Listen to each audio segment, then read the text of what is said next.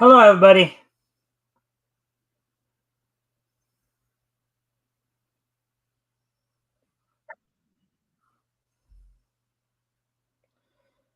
All right.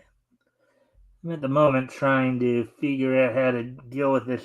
You see this glare right here. I'm trying to figure out how to deal with it. But anyways, well, welcome to the Mikestand, everybody. First off, let me apologize for last night for not being able to do a show. We were having some technical difficulties at my house here, so unfortunately, I was unable to do the show. But we will have a double dose of this day meets history cover for yesterday and today. Um, also, um, tonight, of course, is Friday night, so it's our weekly look back at comics history. We look back to March of 1940. We're going to be looking at books that went on sale from Centaur Publications. As a friendly reminder to everybody, of course, if you can help out by liking and sharing um, the stream, see if we can get some more friendly people in here to engage. That'd be appreciated. Also, if anything here grabs your attention, feel free to comment and or ask questions. I'll try to answer the questions to the best of my ability. So with that being said, while I try to fix this glare, Metal, would you like to do an intro? Like, introduce yourself to everybody, talk about any projects you're doing. You know the shtick, Uh, right? I guess. I guess I know the shtick. Yeah. I'm the metal. I work on a lot of different things, including a series of stories called X-Time Miss Chaos. I have my own website, and you can find it at xtimemisschaos.com. Currently working on a premium project called the Dreamscape Dilemma that I'm actually, after I'm done with this, have to go and color a cover for. And you'll be able to read that hopefully soon. I don't know. It depends when the artist actually finishes the pages and I compile everything together. But yeah, that's me.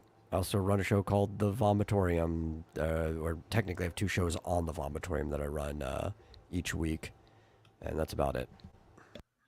And of course, Metal, feel free to share any links if you wish to.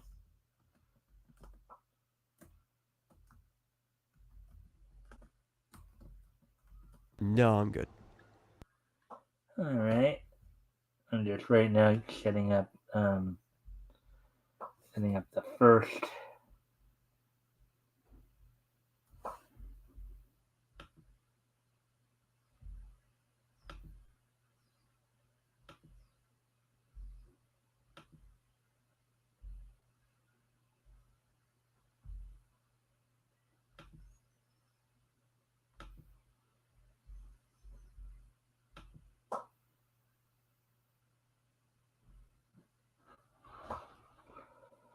All right, so there we go with that.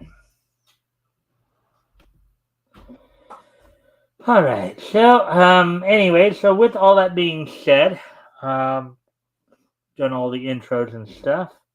Um,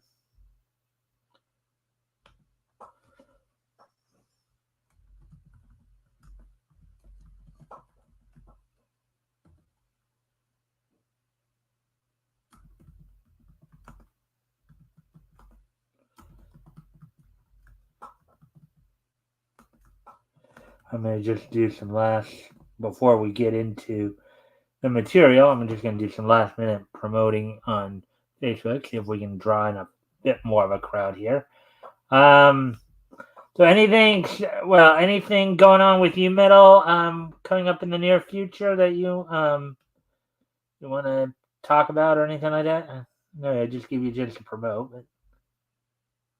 Yeah, no, the only thing that I really have to talk about was the thing I already said was the Dreamscape Dilemma. That's about it.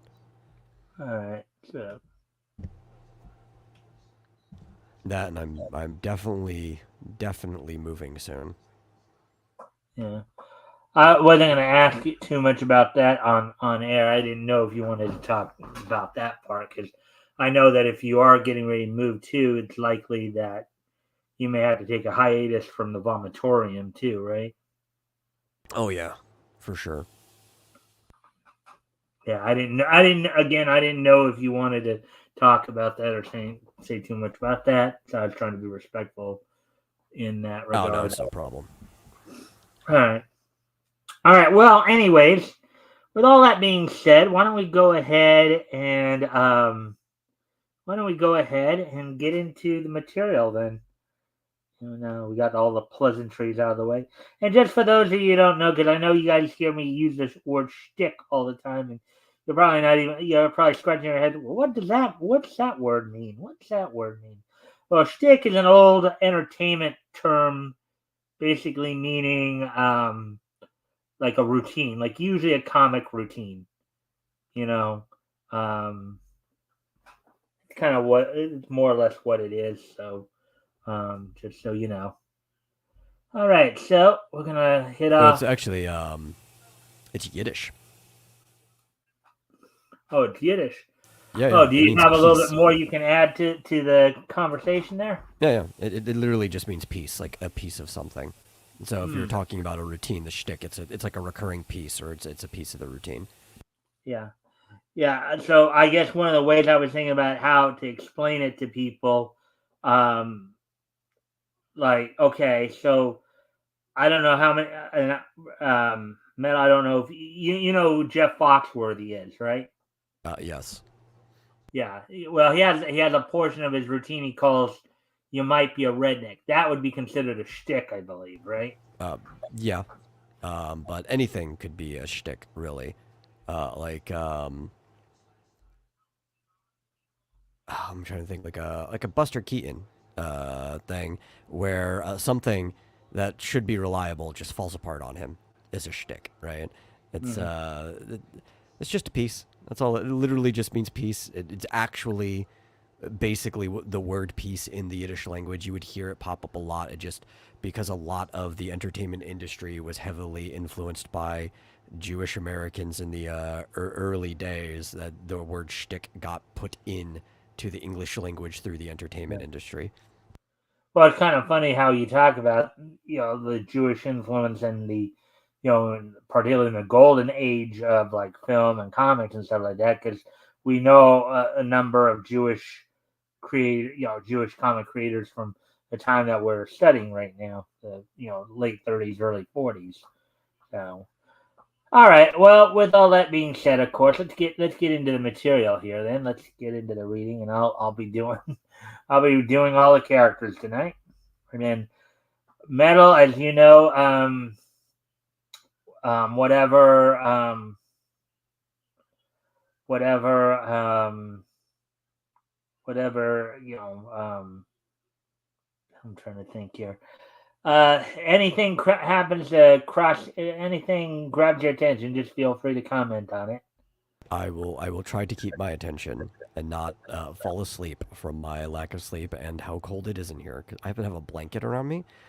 It is not very smart to be sitting still with a blanket wrapped around you while having very little sleep. It makes you want to pass out sitting up.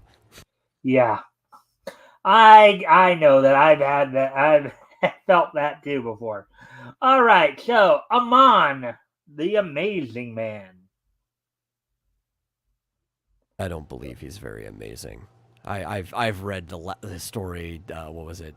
2 or 3 times ago, I was on here. He's not that amazing. Yeah. By A.L. Kirby and Sam Decker. Um,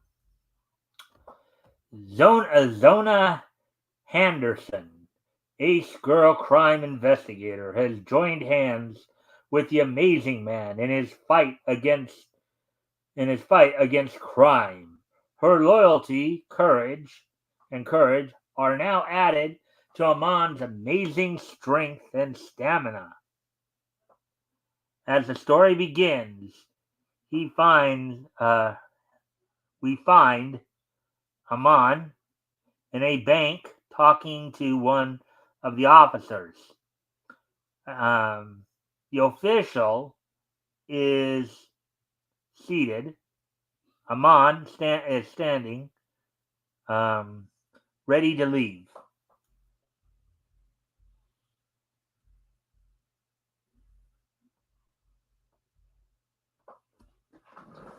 Hmm. The pirate treasure you recovered from those killers is worth millions, Mr. Amon. I'm sure some kind of reward would be allowed you. I have ample funds available in every large city in America, sir. I take no pay or rewards for fighting crime. And one of the things that did seem to be a common theme back in these days too, back in this time period, is that many of the heroes were usually men of profession or men of great wealth. I mean, we know from DC in particular, like Bruce Wayne, Wesley Dodds, who were both in Lee Travis, who was the publisher, and then you look at other people like, of course, Clark Kent, you know, Carter Hall, Alan Scott. So a few minutes later, may I see you this afternoon, Zona? I liked the way you worked with me on the last case, and you'll meet me here right away. And you'll meet me here right away. Swell. Still later on, the street. Glad they didn't get my picture. Zona should be here by now. Suddenly, a haggard man walks over and gives Amon a note. You're Mr. Amon, ain't ya?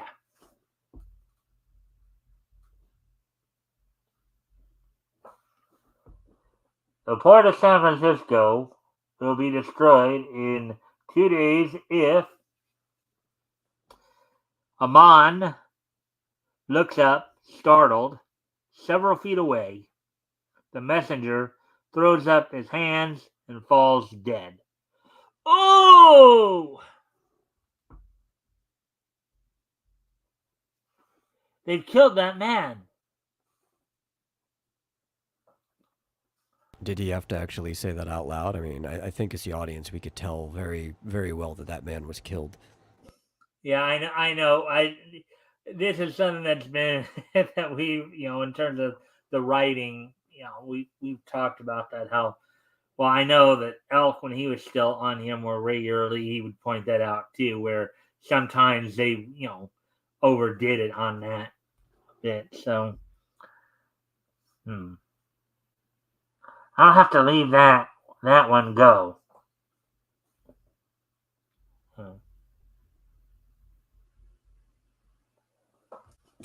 Amon corners two of the killers. One gets away. All right, Rat. You asked for it. Amon springs forward. You won't be using this anymore.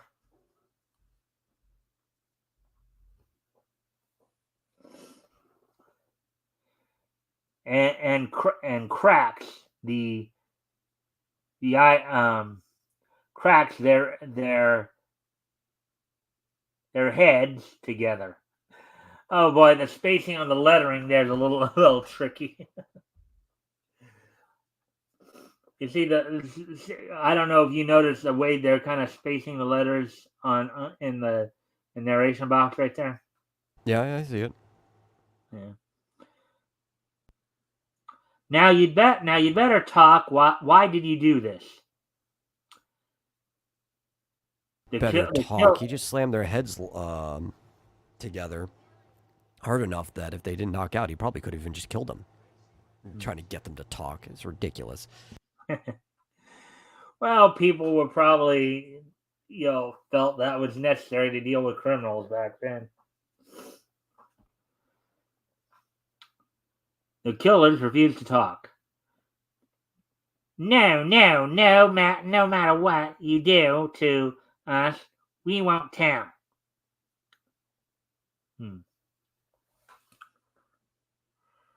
There's something more than death these rats fear. I wonder what. Okay, boys, you've a date with the police.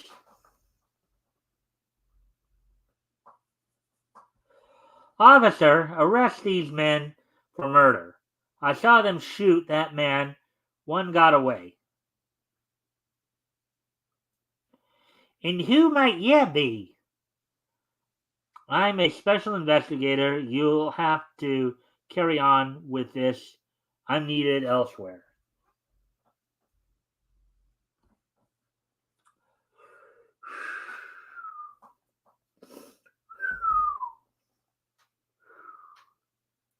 Hello, Mom. Here, I got here as soon as I could. What happened around here, anyway? Mumble, mumble. Cough. Ahem. Hello, Zona. Excuse me a minute while I finish reading this note. Will be destroyed within 2 days if you don't act. Go to 1140 Zengora Street.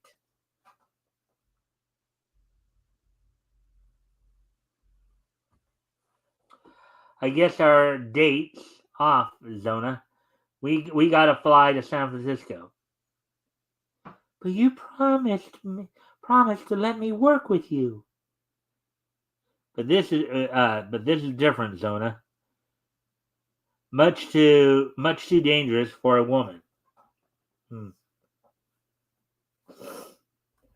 But as we know, women back in some of these stronger personality women types would find a way to get themselves involved in this dangerous stuff anyways, right? Right, Metal? Right. In these stories, sure. Realistically, I'm not as sure. Yeah. Well, yeah, I meant in the stories, in the realm of the stories that we're reading, obviously.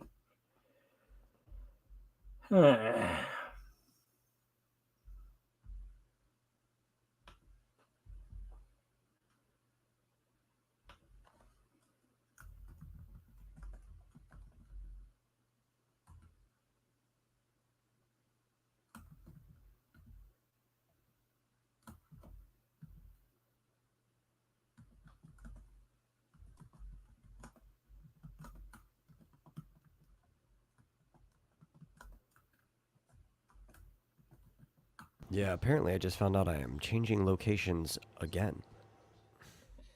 What do you mean? Most of the time when I sit for people for a house, it's usually because there's pets there. And the different people that I'm going to be sitting for have decided instead of having the pets at this place, they want to group their pets over at the other place. So afterwards, I'm going to have to pack all my stuff back up so that I can move over to the other location. Oh wow! I don't. People can't figure out like. Is it like super far or?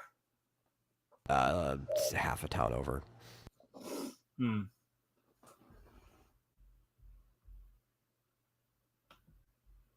All right. So anyway, I'll say goodbye now, Zona. I've got to go to the hotel before leaving. Meantime, yeah, they got Homer and Bim, but I got away. We killed the guy just after he gave that mug the note. Oh, okay, Kerner. You'd better take a powder for a couple days. Yeah, I'll talk to the Great Question now. The Great Question answers from Tibet. Now, the Great Question, as we know, is the arch enemy of Amon here. Oh. It is well Amon is interested, and we'll fly into that trap at San Francisco.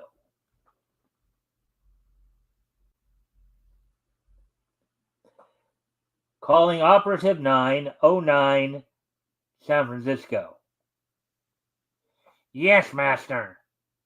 Amon will come to you. Be ready to receive him. Have the death trap in the front of your desk set for him. We must not fail. Right. Unconscious of the trap that waits.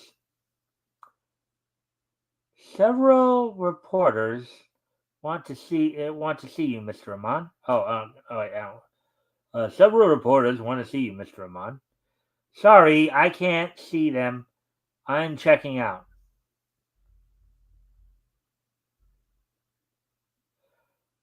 While at the airport,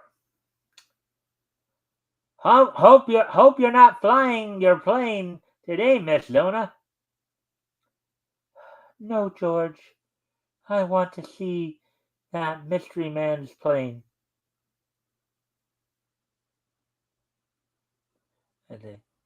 You may run along, George. I want to look this job over. We're not supposed to do this, Miss Lona, but since it's you, I guess it's okay.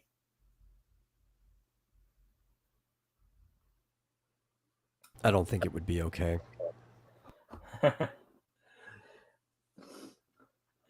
Yeah. Yes, there's room for little me in there. I'll show that Mr. Amazing Man. He can't lead me. Sometime later. They say you'd better not take off, sir. The storm. Thank the dispatcher for his advice and report me out for Frisco on the register.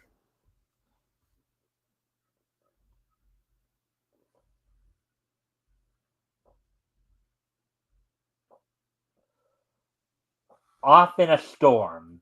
What lies ahead? Somewhere over Texas. Phew. Phew.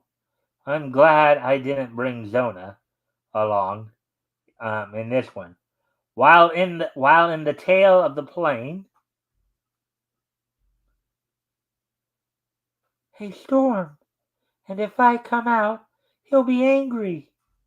Of course he will, because he was trying to keep you out of danger there, girl. Duh! No, I don't think I could think of many phrases that give you less of an idea of where somebody is than saying somewhere over Texas. It's a very, very big place.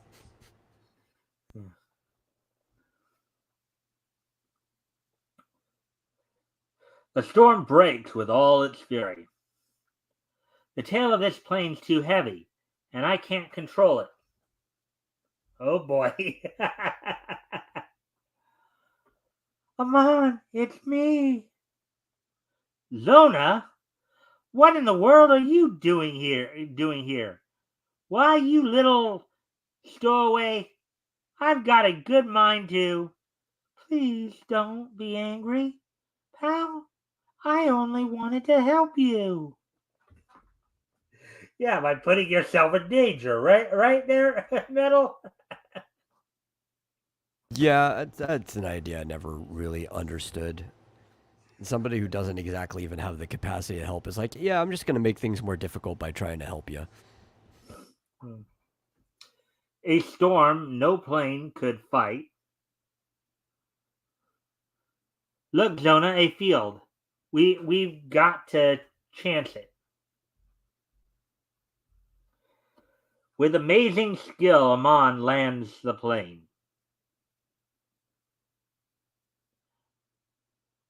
This plane might draw lightning.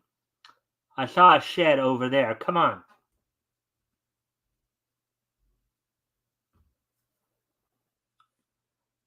Take the flashlight, Zona.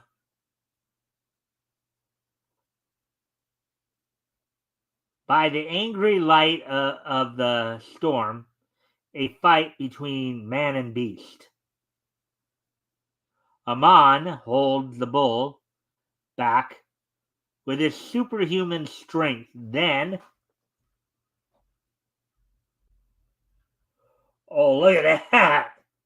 Look, he just got him up over his head like that.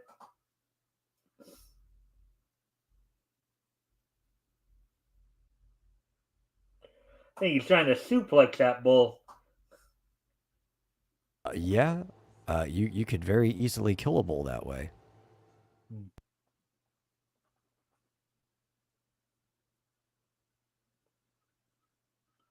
After the storm, the calm. It's over. Let's go. Hours later, the San Francisco airport. Put the plane in a hangar and guard it until I come for it. Aye, aye, sir.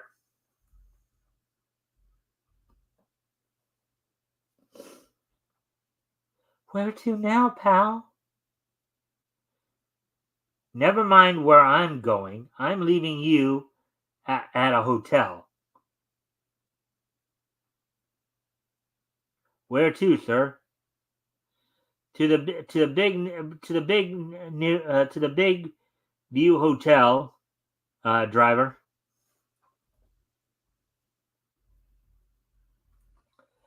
The mystery guy just landed, boss, and he's got a swell dame with him. Yeah. Okay, we'll be ready for him. Keep an eye on the girl. We may need her. Of course, going back to what you were even saying what we were talking about just a few minutes ago, right there. A girl, instant hostage, right? Oh yeah. It's not. You can't really do anything about it either. Yeah. No use arguing, Zona. You can't go with me. Wait in the hotel. You'll be sorry, you big bully.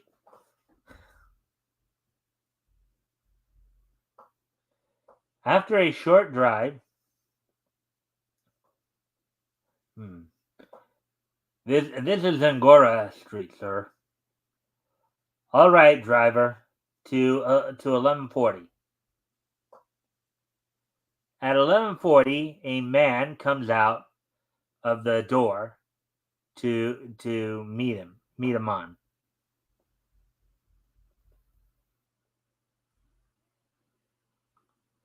Are you from New Orleans?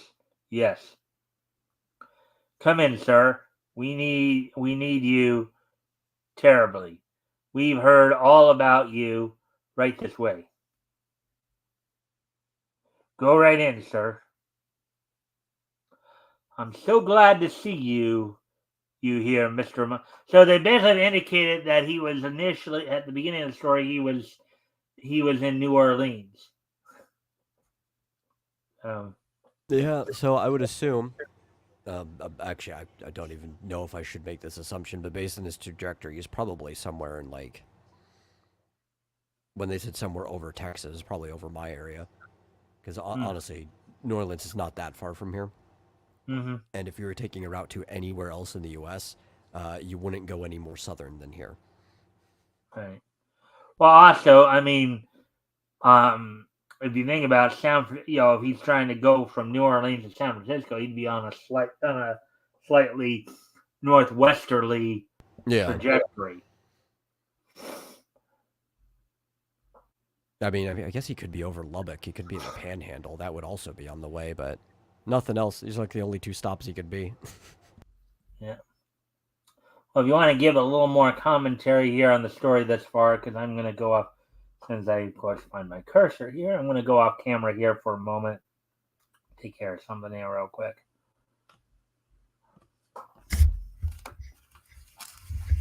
Yeah, I don't know. I don't really have too much to say what's going on so far because not much has really happened.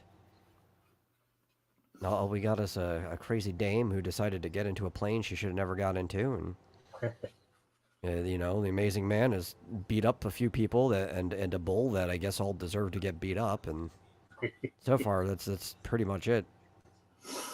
It's a pretty straightforward story. All right.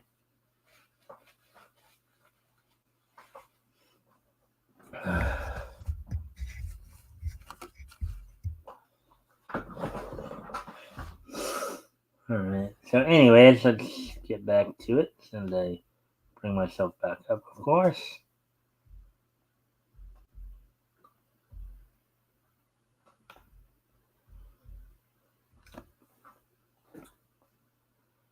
But Amon saw his host's right hand move across the desk and leaped suddenly. Oh, look, it looks like it looks like in that panel he's trying to strangle him. You see that? Yeah, it does. The death trap has failed, but Amon's beset by a gang.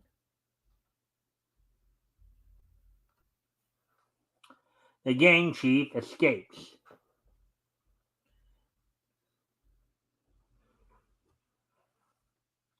What's going on here? I walked into a trap. I got a note in New Orleans and came here only to have a nest of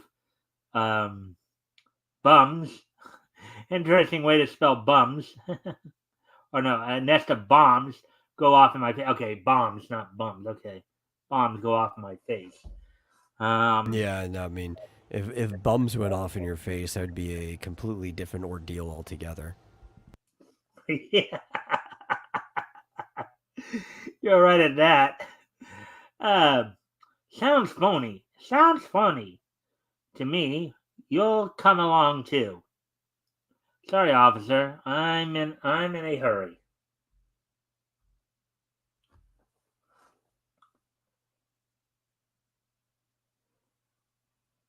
By Godfrey, the green mist. That's the guy I read about in the papers. Back on the street, that note was a hoax to trap me. I believe there's some truth in it.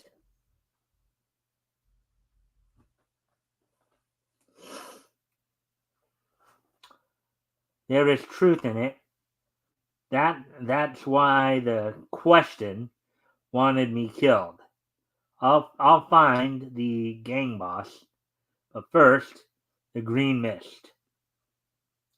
To every window in the house at 11:40, a green mist floats, searching.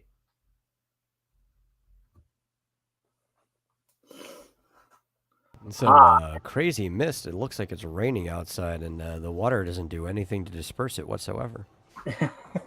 Yeah, you would think that maybe the rain would disperse the mist, maybe. Yeah, at least the pressure. I mean, it's technically it's falling atmosphere running into a cloud. Like, if you would think the green mist would have any weakness whatsoever, it would probably be rain or high winds. Yeah,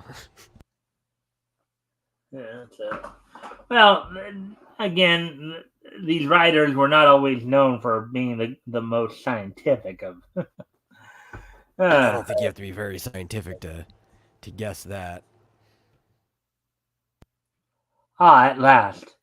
This looks like it. Yes, there he is, seated at his desk. He has escaped, master, but I have orders for his girl companion to be captured she'll be in our hands. Blundering fool! Amon comes out of the mist. And the plans for destroying for the destruction of the city master.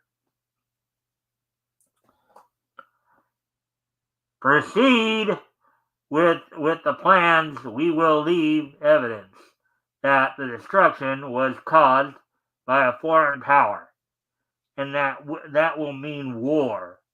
Europe is at war. America shall be next. So, of course, this was somewhat of a underlying theme. I think this is starting to be somewhat of an underlying theme, right? How some of the comic creators were trying to get America to get into the war, even though it wouldn't be for another year and a half, or almost 2 years before they would.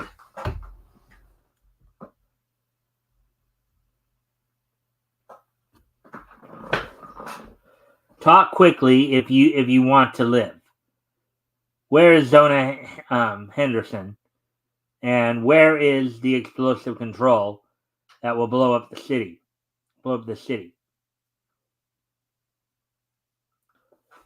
Tell nothing, you fool.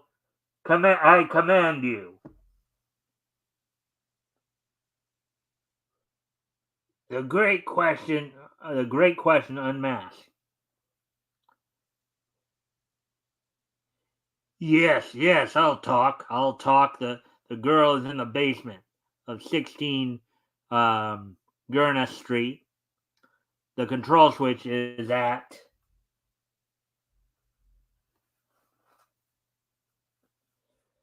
This guy has very peculiar facial hair. Oh, who? The gang boss? Yes. Facially, he kind of looks like somebody familiar from that time, don't you think? I mean, slightly, just because of the... I mean, there was a fashion at the time to have that kind of like really short, narrowed mustache. But the fact that it's got handlebars coming out from the side, that's what makes it very peculiar. It's like it's short and narrowed, but then it like flicks off to each side. No, I was just thinking the face kind of looks familiar, like that of a very evil man from that time period. If you get what I'm saying. Like I don't think the rest of the face looks like it. I think it's just the mustache.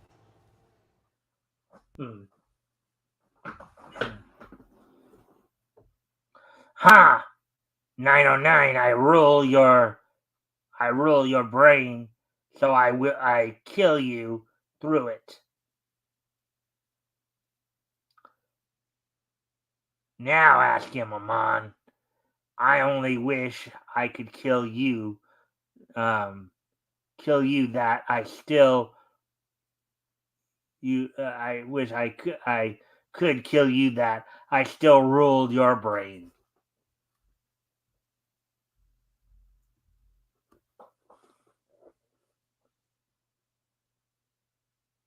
That will get his ugly face out of my sight. At least. I'm not whipped yet. Once more, the mighty strength helps. That mighty strength helps Amon. Amon tears the door open. Let's see what I can dump out of this thing. The control switch must be at one of these houses. I'll get Zona first.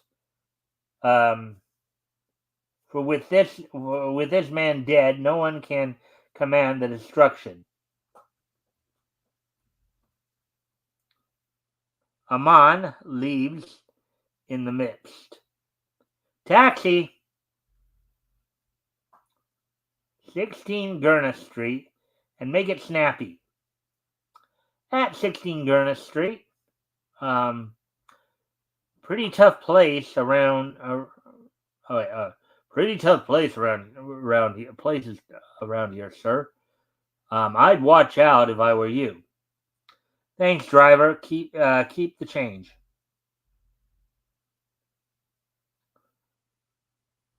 I think I heard voices. I'll just pay a quiet call. In an underground chamber, um, underground chamber. Just keep quiet, baby, and you're okay. Unless the boss tells us to bump you off. You beast! You can't frighten me. Amon comes out of the mist. Time to pay up, boys.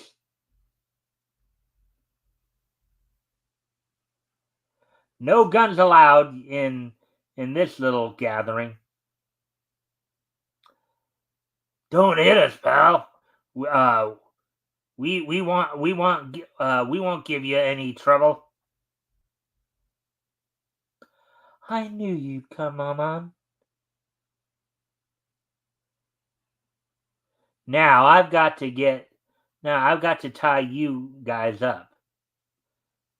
Holy gee, look, Cully. His snapping that quarter-inch cable with his bare hands. He ain't human.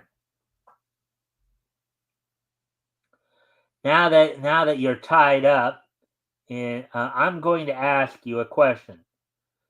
Do either of you two know where the Eel Point Lighthouse is?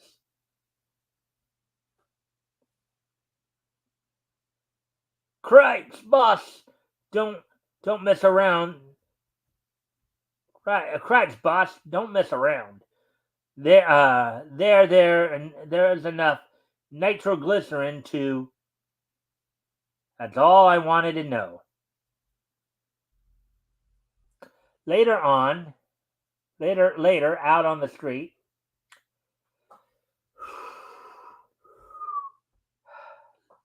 Listen, you needn't begin trying to get rid of me again, Mr. Amon. I'm not even going to try. Let's find a cab. So she ends up having to. It's like, okay, she gets kidnapped, so now he realized, okay, it's better off I just keep her at my side. Yeah, it's better off if you just die next to me than getting kidnapped somewhere else. Here comes a cab. I think no, it's a police car.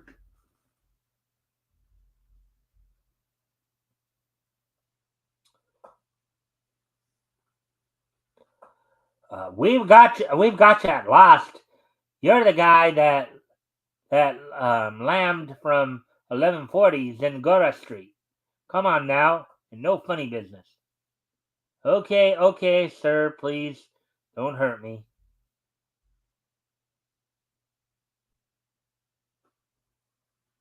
I'm John Amon, special investigator. I want a squad of men to go with me to the Eel Point Lighthouse. He's a green mist, Sergeant. Green mist or not, you stay here. You lammed once tonight, and I'm keeping you cuffed to me till the captain comes.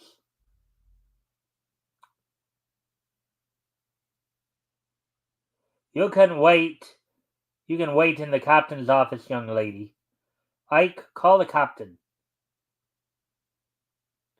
And I think he just got out of the. Good gravy. He broke the handcuffs. Sorry, Yeah, I don't Sergeant. know. Oh, what? I'm just saying, like, apparently these people are all aware of who or what the green mist is. So you're gonna try to cuff somebody that you knowingly can turn into mist. Like, this is a very smart idea. Yeah. Yeah. Not a lot of thought process going into these stories, huh? Or, not a lot of, what's the term? High expectations of the police from the writer. Yeah. Sorry, Sergeant. See you later, Zona. So that was a way of getting her to safety. Just take her to the police station and have them deal with her.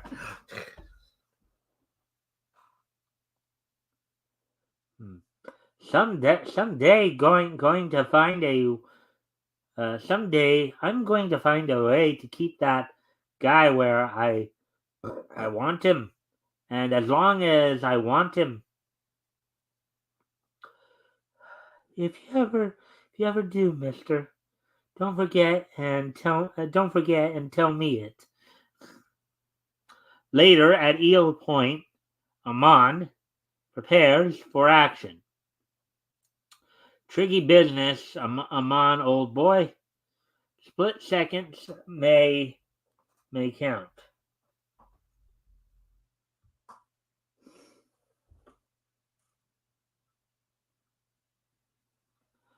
I know who you are, the green mist, the amazing Amon.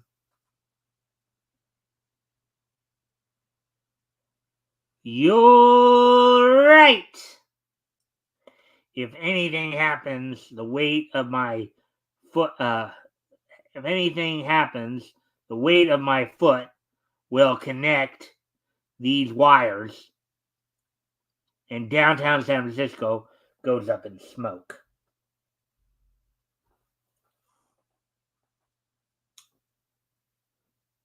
He's right again, but wait, there's just one chance. Amon springs forward with the speed of a cobra, breaking the thick cable just as the madman presses his foot down on the pedal. Now that I've disconnected these two wires, I'm going to disconnect you, you pop-eyed villain. Pop-eyed villain. That's a very interesting term. The madman picks up a lead pipe and swings. Amon ducks. Then, here's your cue, sweetheart. Now, go to sleep.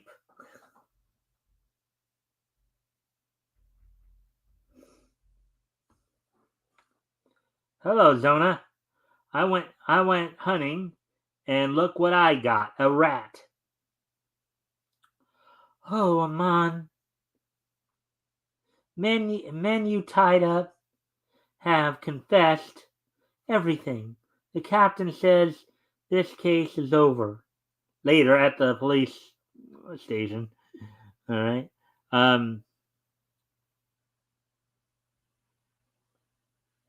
I've got to communicate with the council, Zona. See you later. Again, the great question failed. What will he do now? See next month's Amazing Man. All right. So with that first story out of the way, Metal. What's your overall impressions of it? Is that all? Is that all you? I don't know. This is not the first time that we've read an Amazing Man. While I've yet to be impressed by the Amazing Man. As far as like even simple storytelling goes. You think that the writing might be a little too simplistic, maybe?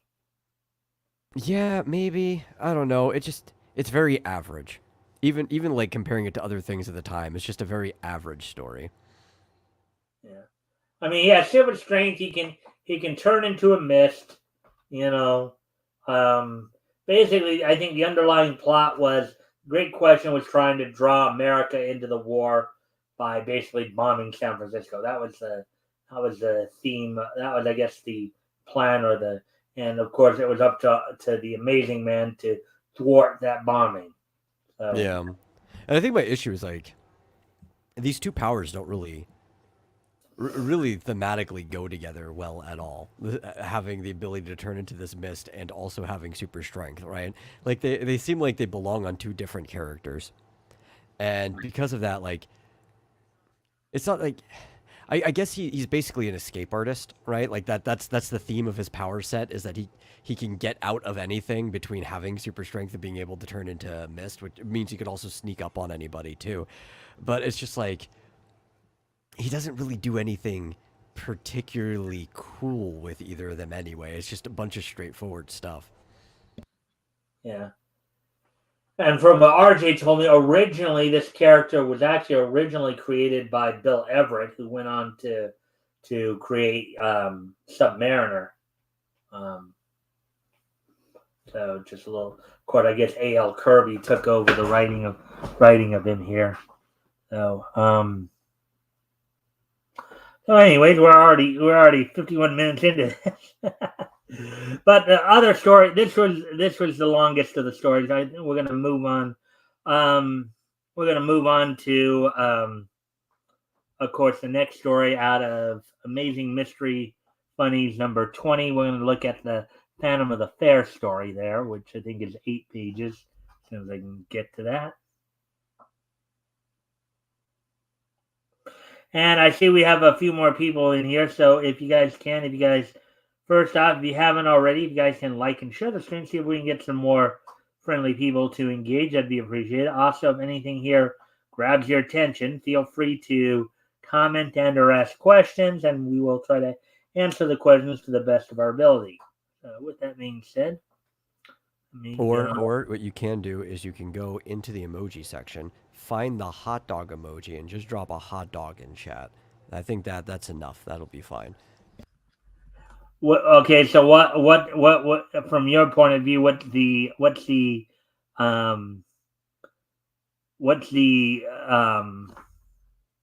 significance of the hot dog? It's a nice treat that's beloved by Americans and people far and wide. Yeah. Now, what I can tell you is Centaur, as you noticed right there before I clicked over, Amazing Mystery Funnies would end at issue 24. Centaur was, it started in 1936, but would come to an end in 1942. So, so just a little heads up there. All right, so let's get ready to get into this then. Amazing Mystery Funnies number 20.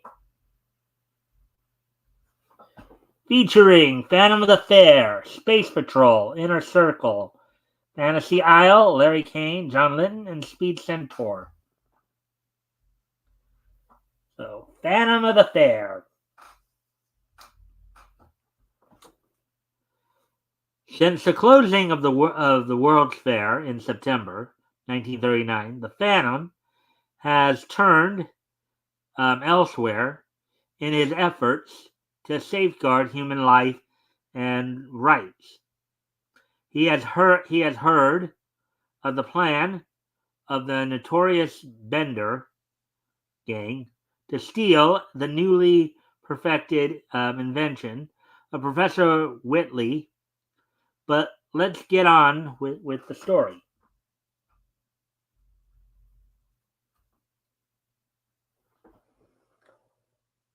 Here comes the boss now. I'm sick of hiding out here. Hope he's got something. The rackets haven't been doing so good lately, so now we're gonna make some changes. Gentlemen, at last we have struck it rich today. Professor Whitley arrived in town. I see that doesn't mean anything to you, Muggs. He has invented a chemical that will make its owner the greatest power in the world. Oh, we got a megalomaniacal gangster. Look at that. Meanwhile, at the professor's home, I'm afraid this is a terrible thing I have discovered. If it should ever fall into the wrong hands. Father, the phone. A Major Bender. He says it's urgent. Major Bender. Urgent. Ah, yes, I'll talk to him. Oh, a demonstration for the military authorities? Yes, yes. By all means. I'll come at once.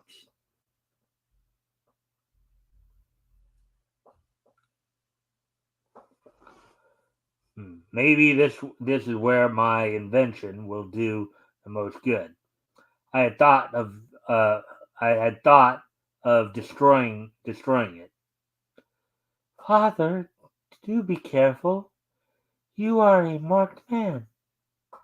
Outside, a Bender gangster awaits the professor. If you're Professor Whitley, you're you're to come with me. Yes. Let us go. I am quite anxious to get back as early as possible. They arrive on the waterfront. I must say, I didn't expect to come to a place like this. Forget it. Forget it. You know how the military men are very secret like. Okay, here's something I'm picking up here. Just by the way that the gangster is talking there, that should almost be a red flag right there. Because first off, even if let's say the military guys were secretive, like this was supposed to be some kind of top secret mission or what have you, they'd still be speaking a lot more formally than this. What's your take on my analysis there, Metal? I mean that it depends on the setting that you find them in, but probably I feel like if they're being secretive, they'd be far more secretive than they're showing off in many different ways. Right. Like you'd probably find more tarps places covering things up. This it almost just seems like everything's out in the open. It doesn't feel very secretive. Hey, boss, here comes Windy. He's got an old geezer with him.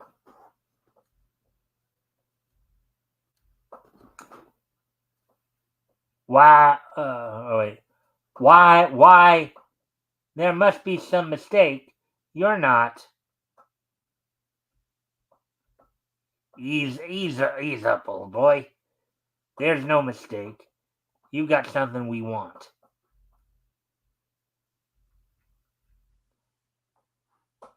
That is where you are. That is where you are wrong. I shall not allow this invention to be used criminally. Now, if you will allow me to go.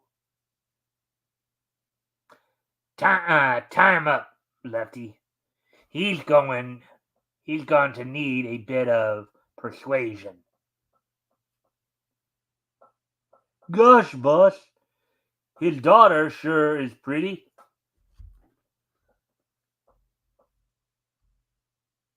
What's that? That's perfect. Go get her. She'll help us make him talk.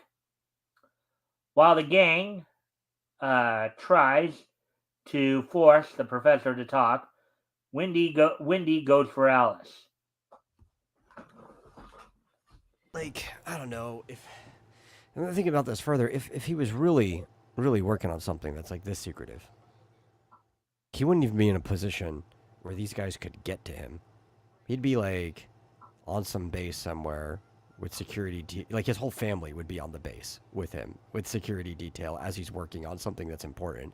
They wouldn't be able to just pick him up from his house or get him to go somewhere or go and find his daughter or whatever. Like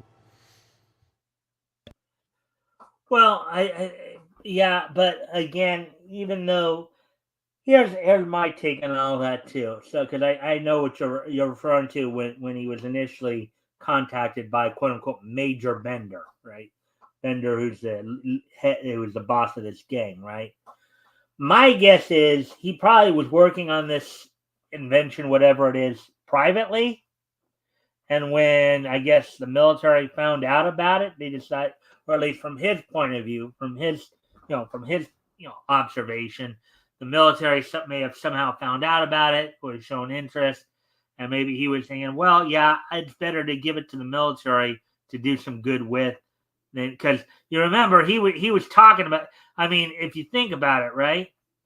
If he was already, doing this for the military, right? Yeah, I think you're right. He would have had a lot more security detail involved. He'd be in a lab somewhere. Well, I'll And even I attack don't, this from and the I other end, don't, right? He's a huh? professor. Well, I'll Yeah. attack this from the other end too. He's a professor, right? Uh-huh. Which means most of what he's working on, even if it's an invention that he's coming up with, is research and development. If you're a professor and you're doing research and development, you're probably doing it for a university, which at this time most of them would have been more private, but they were already starting to see some government-funded universities. It would probably still be likely that they could kidnap his family, but if you were trying to get something from him, you probably wouldn't be able to do so by impersonating a military officer, right? You'd probably actually have to go and get his family first to extort it from him because everything he was working on would probably be at the university. Hmm. And the university wouldn't just let anyone just come on campus to take Well, not the if there's important research going on, like you have to get clearance for things. yeah. But, but as I said, even if, but the thing is that the thing is that I do believe you're right. He would have probably had a lot more security detail. But I don't think he'd also be talking about wanting to destroy his invention, no matter how powerful it was. Yeah. If he was doing something, let's say, that he felt was for the benefit of of America or what have you, right? From a patriotic sense, he wouldn't, even if it was powerful and proved to be potentially very dangerous, I don't think he'd be talking about it destroying it the way he was talking about it. This My guess also is seems he like, may have developed it, whatever this is, yeah. privately, and at least the way they're pitching it is maybe the government somehow found out what he was doing and wanted, and when they asked, called him or supposedly tried to call him, he thought, well, yeah, I think, well, if they can put it to good use, maybe maybe it would be better to give it to the I just military. feel like everything's going in the wrong order, right? This doesn't even usually fit like the mob MO, right? Typically, if the mob wants something from someone, you go and you kidnap the person you're going to use as extortion first before you try to get the thing from the person, Yeah. right? Like, I feel like the whole order of events here is that they should have started off with trying to kidnap his daughter. Yeah, that would have probably made more sense. But as we've come to know, that there are times during this time period where the writers were not necessarily following per se what we today might consider a natural logical order, right? Um, there were some stories that we've seen here where maybe they did flip the script a little bit, flip things around a bit, But let's continue on and see where this all leads to. It's about your father, Miss. He's hurt. Oh, I knew it. Hurry, take me to him.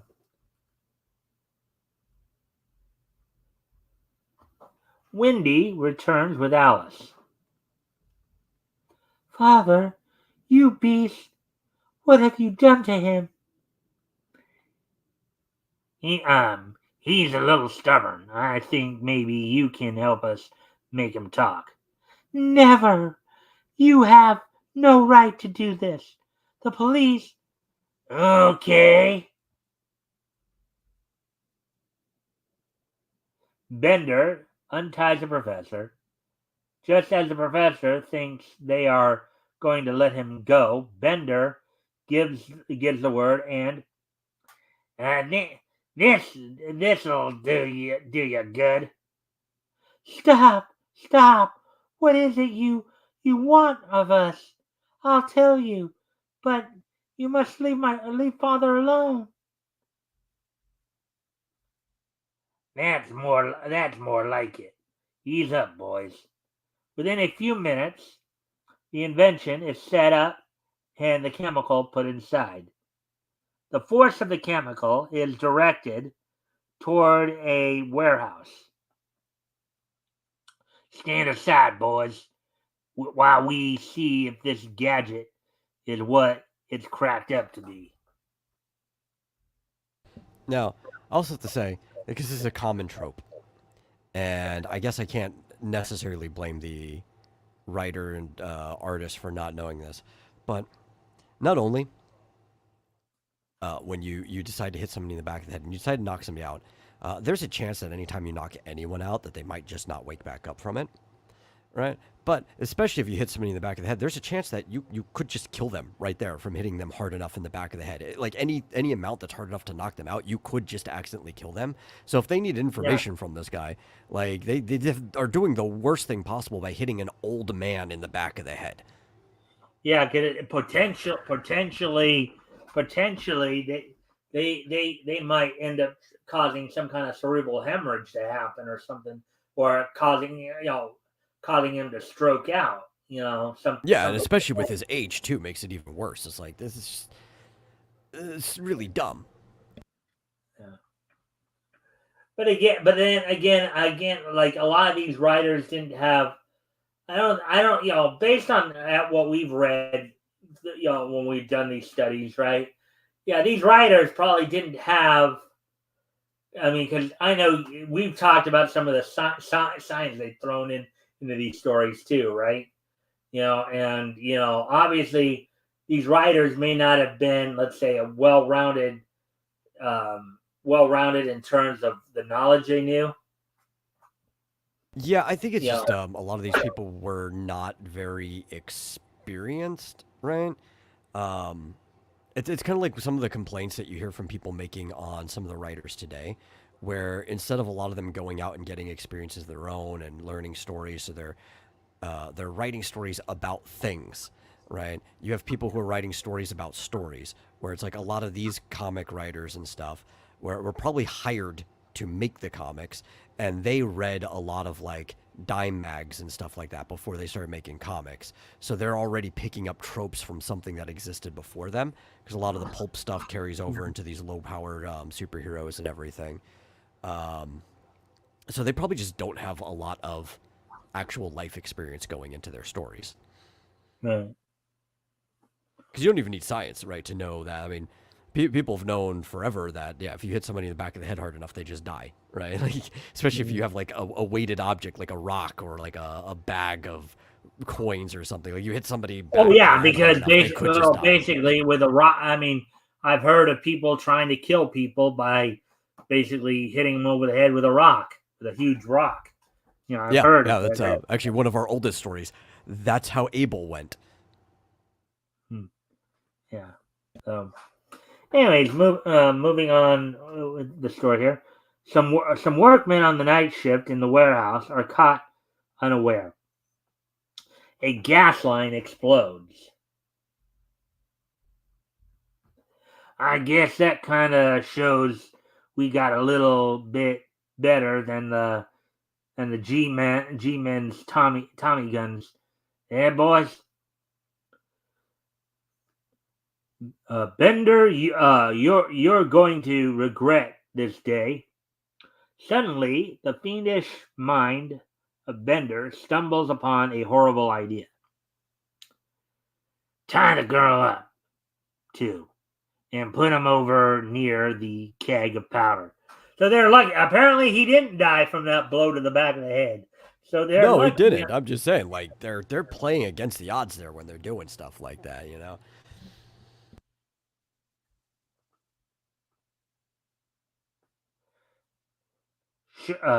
Surely you'll spare my daughter. What for? Sorry, you won't be here long enough to compare notes on this experiment. When we get to our hideout, we'll direct the rays of the chemical to the warehouse and wham! Get it? A strange figure enters upon the scene.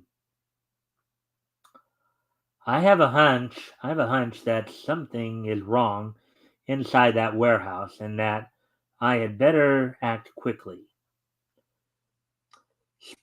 Splinters fly everywhere as the Phantom crashes into the heavy warehouse door. The Phantom sizes up the situation in a glance. Who are you? First, freeing the girl. The Phantom then sets about freeing Whitley. So you notice that all of a sudden, the hero shows up finally. Yeah, not like, I don't know, 3 hours ago when it would have been convenient. As he leaps outside with his human burden, there is a terrific roar. My invention. That gangster will have the city in ruins before many hours pass.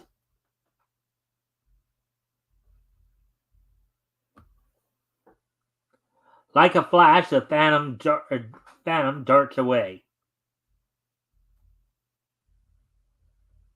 The Phantom arrives at Bender's headquarters just as one of the men returns to report on the success of the long-distance destruction of the warehouse.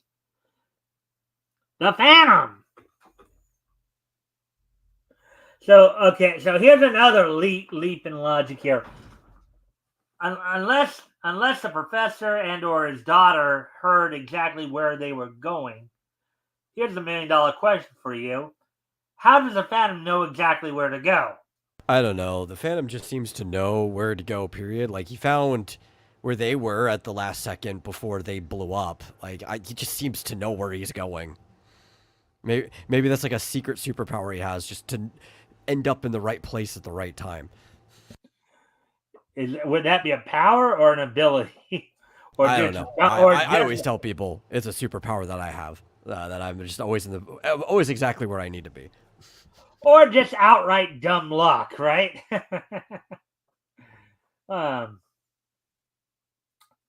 Before the startled gangster can spread an alarm, the Phantom disposes of him. But he is spotted by a lookout. The Phantom, I gotta tell Bender.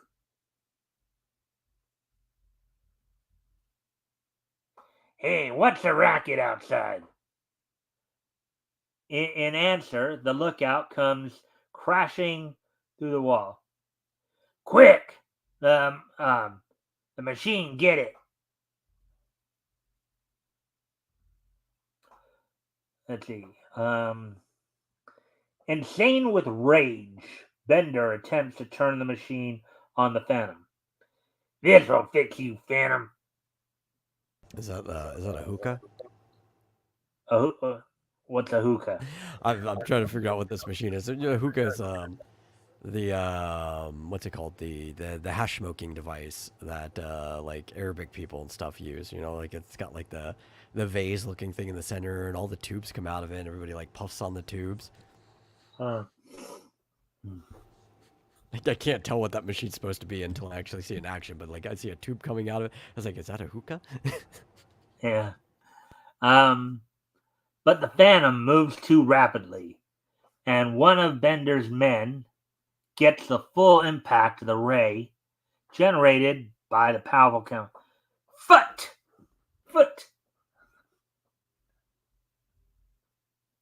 Before Bender can recover from his horror of seeing a man dissolved before his eyes, the Phantom acts. The destructive instrument falls to the floor, smashes, and the chemical escapes harmlessly.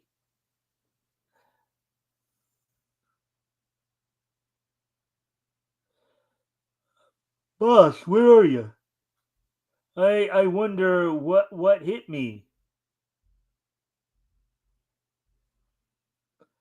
I think the police can handle you from here on. I hope the professor will understand why I completely demolished his deadly weapon. Well, he was considering doing the same thing. You kind So of I'm question sure why he he made it in the understands. first place. What was that? So you kind of question why he even made it in the first place. Like, I don't know, maybe he just got drunk one night and started making it. It's like, this is a good idea. Or as sometimes what happens, maybe when he initially thought the idea, he thought the idea had a good purpose, but then as he made it, maybe he realized, yeah, this might be more dangerous than I realized. This may not have been the best thing for me to make. Yeah, which is why I invoked alcohol, because that's usually when those ideas come up. Yeah. Next issue, another Phantom of the Fair episode. All right, so overall impressions of this story? Over under, I think this was under the last one. All right, so you thought this one was worse than the one we read Yeah. before. The last one, it was average. At least it had a pretty thorough through line. This one, it's like, I don't know. Throughout the whole thing, I didn't even get a full read on what exactly this device was supposed to be. Just that it's highly dangerous and destructive. I feel Yeah, like the and story should have centered more around. I would even argue, because this is the first story. This was the first story in this book. Therefore, it was, as I call them, this would have been considered the lead feature, even though Speed Centaur, the last feature, the secondary feature, had like 9 pages. This one had 8. But for a lead feature, this seemed a little underwhelming. Whereas Yeah. something that you would think should be a lead feature, this was probably a little underwhelming. Well, they should have focused more on the device itself. They should have fleshed that out, made it a bigger centerpiece of the whole story. I think revolving the story around that could have made it more interesting. And would have probably added 2, 3, 4 pages to that too. Yeah, could have. Could have also raised the stakes level, because while he said it could ruin the whole town, at no point did they actually show off how this device could have potentially ruined the whole town. You just kind of have to take his word for it. Well, I mean, they showed it, but not as well as they could have, because the times they did, they did like show that the warehouse. They did kind of indicate, yeah, we're going to shoot this at the warehouse, and the warehouse was supposedly destroyed. We just didn't see it on panel. Yeah, yeah. Right? So, like, I mean, the stakes were more implied than anything, right? Like, we didn't Right. actually get to really witness the stakes. Mm-hmm. All right, so now we're going to move on to the next story in Keen Detective Funnies, number 21, I believe, and that one we're going to look at there is Dean Denton's Scientific Detective. So as soon as I get to that.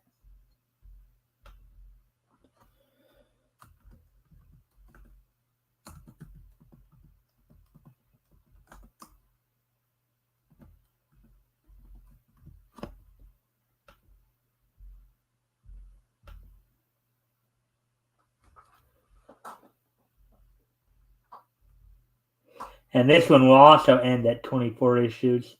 So as I was saying, Centaur doesn't last beyond, 19. Well, I think a couple of their books do last till like 1944, but they pretty much go out of business by I think 42, I believe. Well, some of the previous stories that we read were all right, but if this is the best that they're continuing to give later on, I can see why they eventually went out of business. Well, yeah. Well, the Arrow story that we'll be reading later on, that character actually did get his own book that lasted only like 3 issues. Suddenly, the masked Marvel leaped from above the deck and of the Mad Raider. The Eye, Dan Dennis, Spy Hunter, Dean Denton, Spark O'Leary.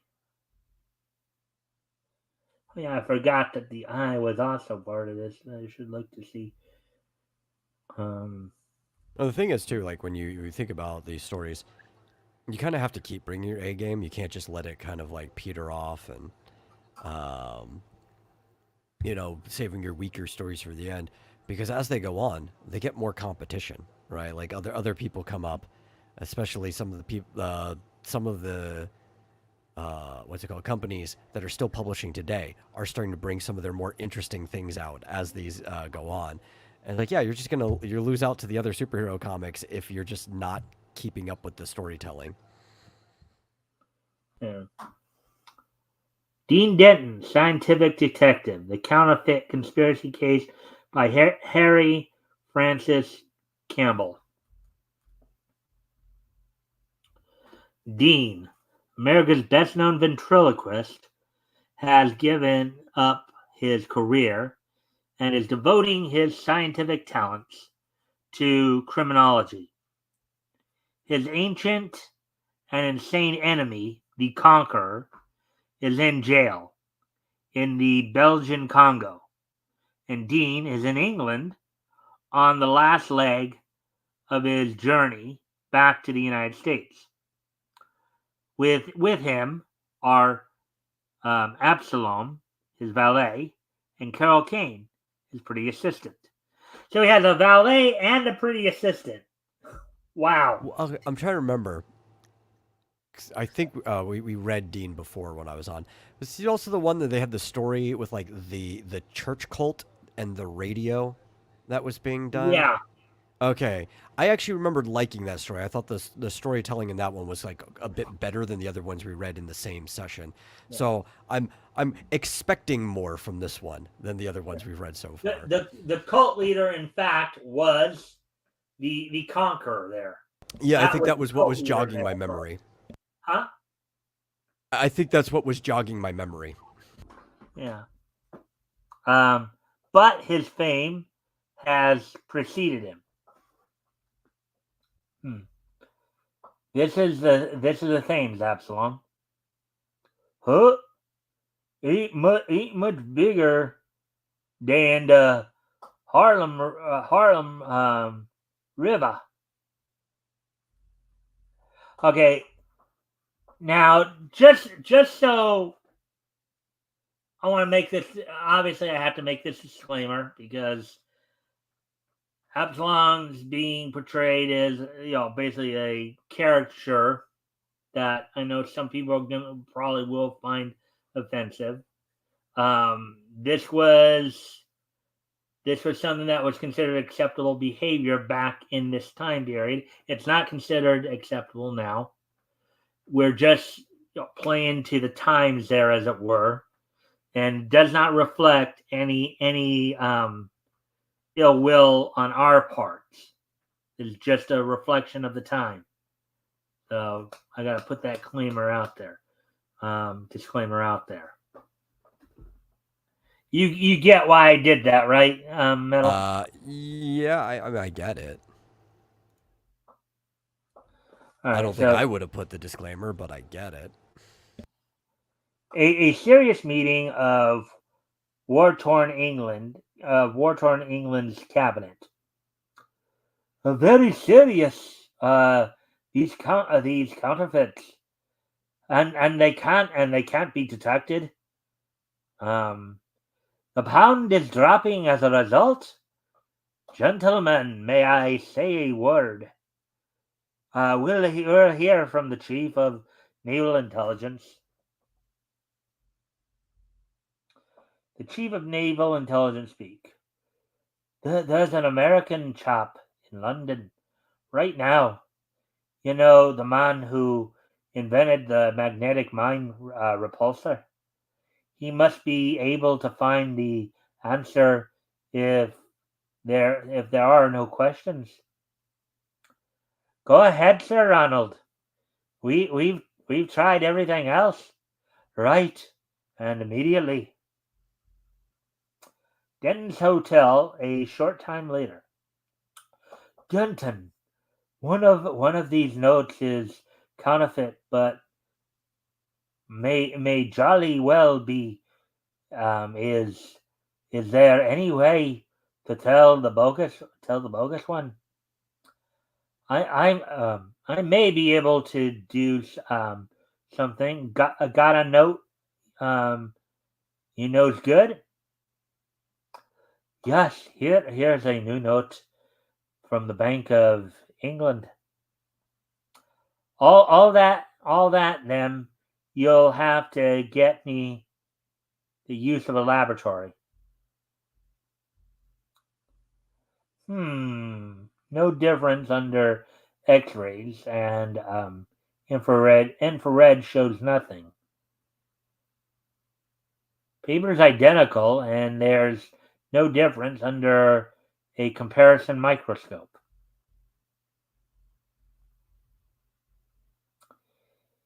Even the ink's identical.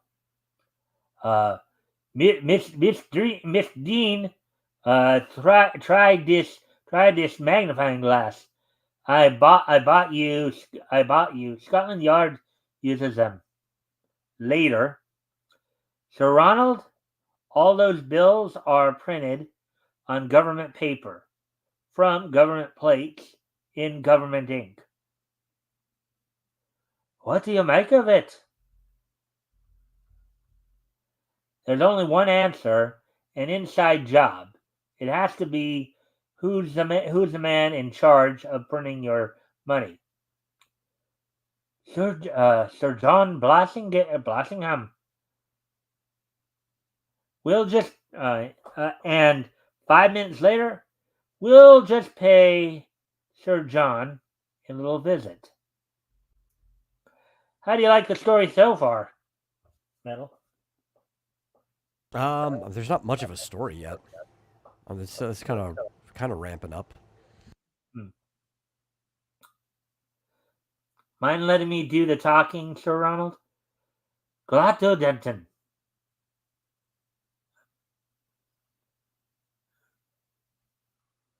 Sir John, this is Dean Denton. Heard of you? Heard of you, Denton. Pleasure. I'll come to the point, Sir John. I believe those counterfeits are an inside job. Wow, that's pretty direct. That is pretty direct. I mean, it makes the most sense if it's access to all the materials he needs to make it. It's not that they're counterfeit technically. It's that they're just illegal prints, right? They're unauthorized prints using all of the actual material that you would use to make the real thing. Have there been any recent thefts of paper, ink, and plates? Of course not. That's Of course not. That's impossible.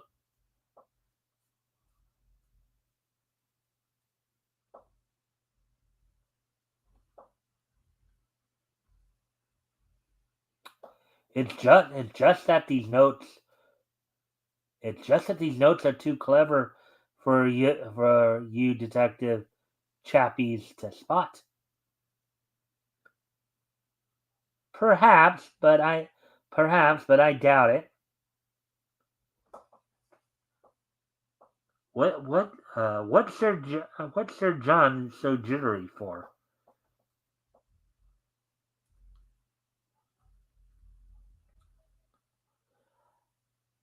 I'll have a little test. Really, I'm busy. If you'll excuse me, Sir John's nervousness makes Dean wonder. By the way, I haven't checked on the intaglio printing of the notes serial numbers.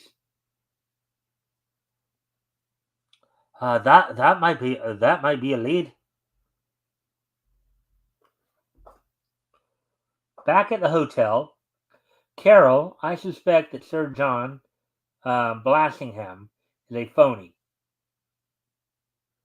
I want to make a sure drop in I want to make a sure drop in. Give your name and present yourself as a former secretary. Act like you know him.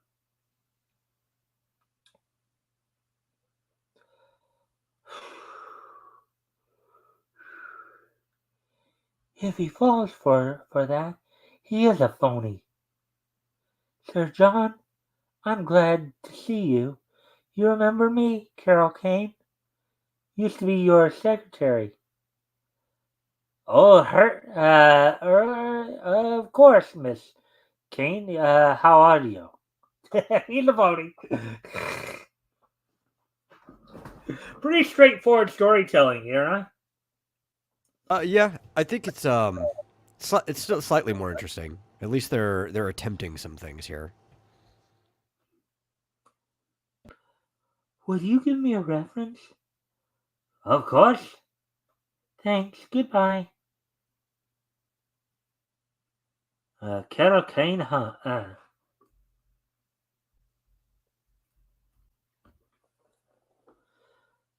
Personnel department. You're sure no Carol Kane ever worked here? I see. Carl, a girl named Carol Kane just left here. You know what to do. She's about 5'4", as Carol hurries back to Dean. He is a phony, all right, pretending to recognize me. Absalom trails her. Miss Dean say follow her.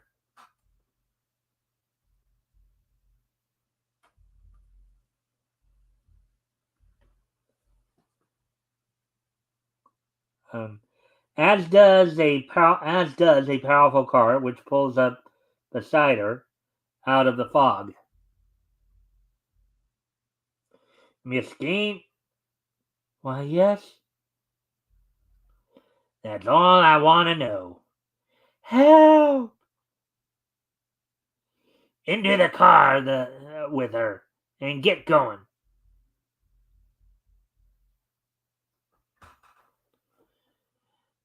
Man, goodness, Miss Dean, some man grab Miss Carol and throw her in a car and take her away. They did. They did. Sir John is behind this.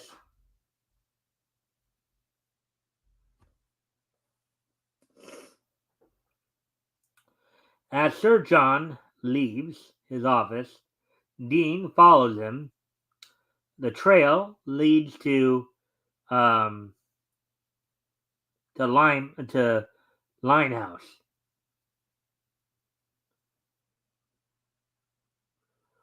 What's Sir John doing in this section?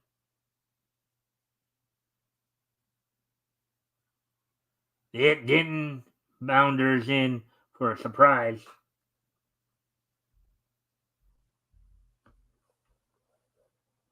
As Dean follows into an alley. Uh-oh, boy, am I stupid. and that takes care of Denton. And that takes care of Denton.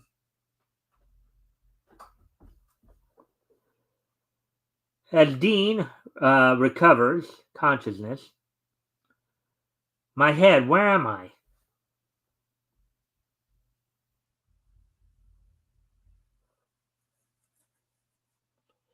So you're coming around. So you're coming around at last? What, Carol? Very touching. Oh, wait, no, yeah. Wait, no. That's more Asian. Very touching. Very touching. Let's go with it. So this is where you print the phony money. Yes, and as you guessed, from real plates and in real ink on real paper. Oh, he finds himself in a great printing plant.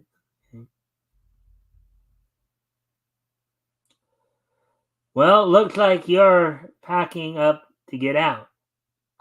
Right. Too bad you're not going with us. But we've made special plans for your entertainment.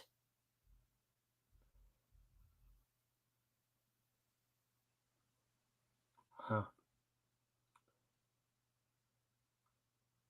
I'm afraid there will be a little fire here. Those petrol cans and that um, thermite on the presses should do the trick. And I'm guessing they're noting down there that petrol is the British term for gasoline. Yes. It's used all over the place, but it is the term that they use instead of gasoline over there. Yeah. You've got it all. You've got it all planned, haven't you? Funny enough, gasoline was actually named after a man.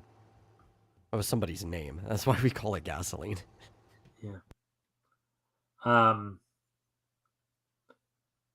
Just to make it interesting, you're tied, so you can't move and almost save yourself. See, you can't quite reach me, or the wire, or the presser. Ugh!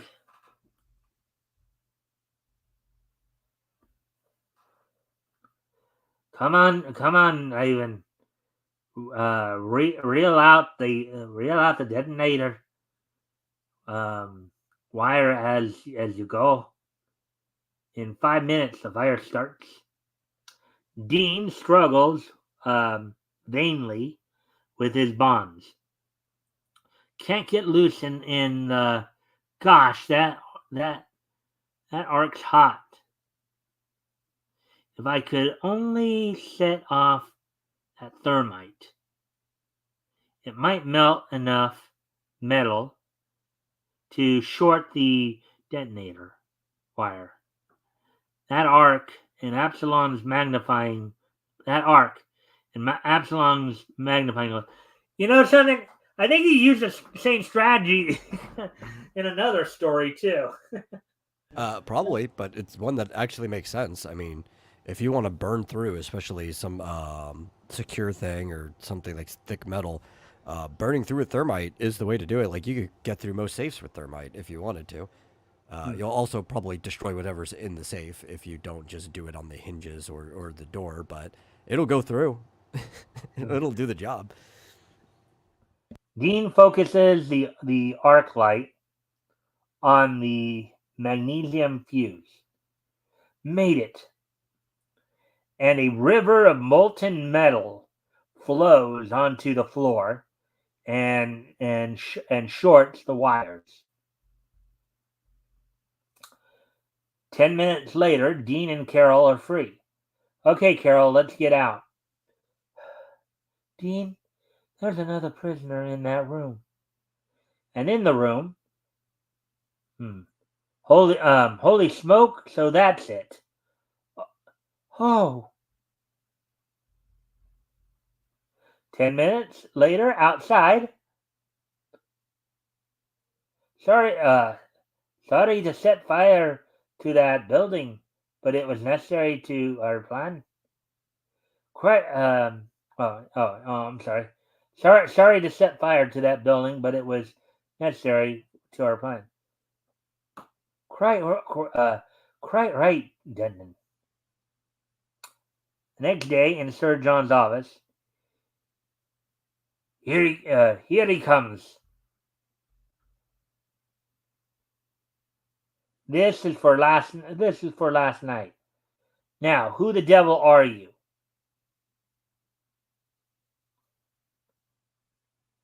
An amazing resemblance of Sir John.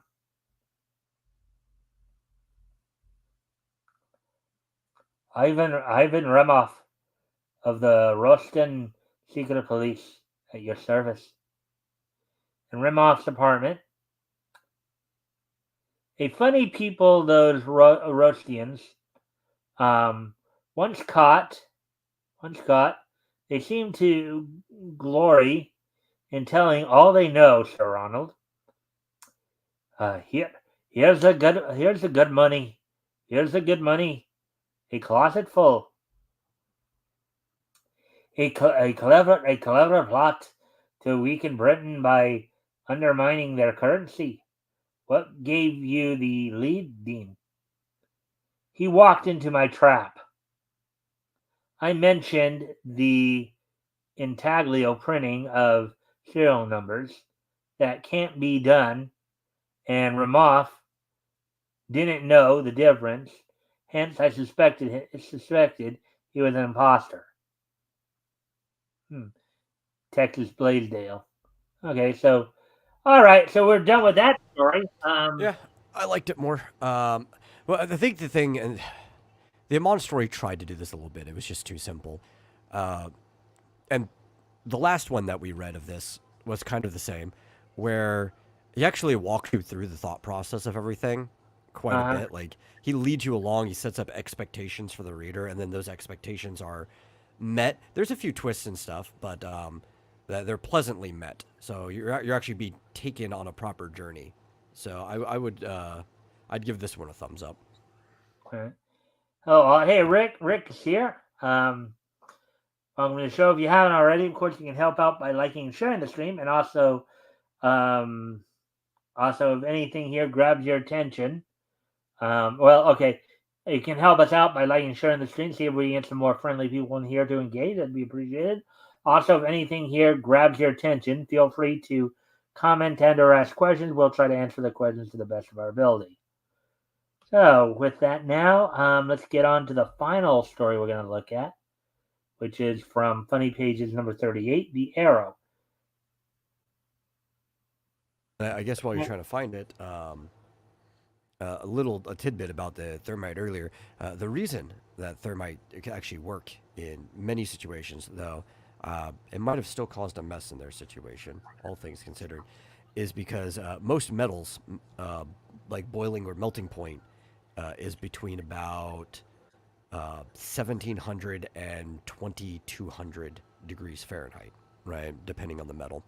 And thermite burns up to 4500 degrees Fahrenheit. So it's far past the melting point of most metals. All right.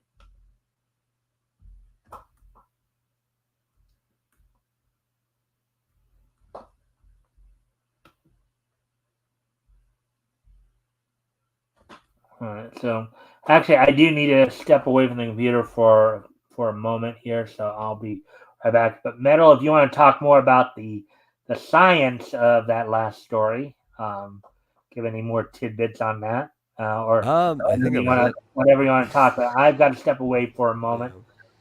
I'll be right back.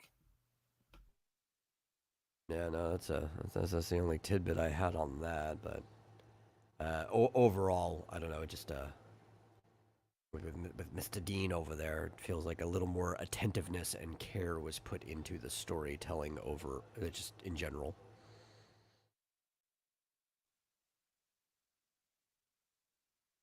It's paced better too.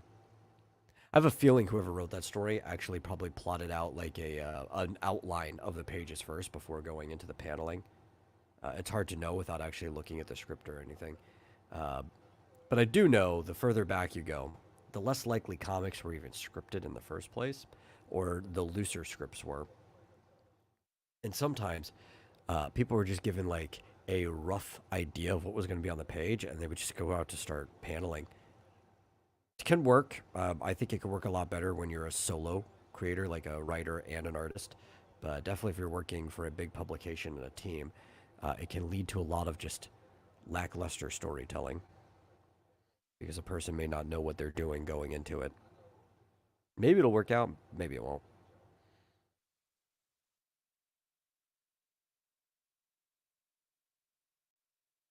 These guys tied to stakes?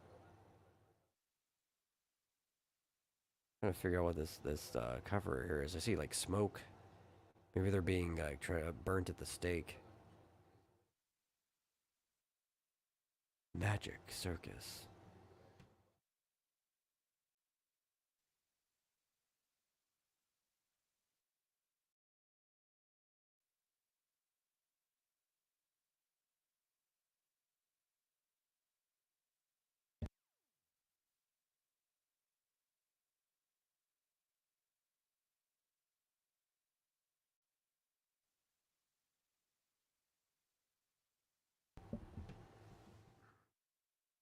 What's so funny about these pages anyway?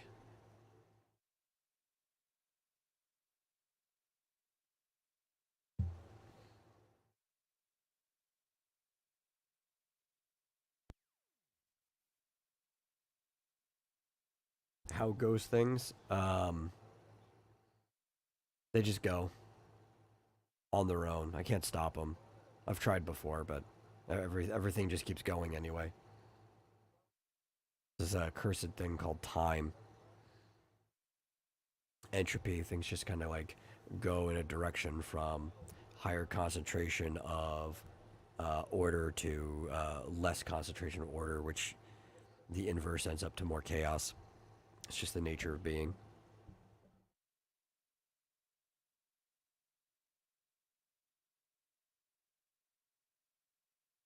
Second law of thermodynamics.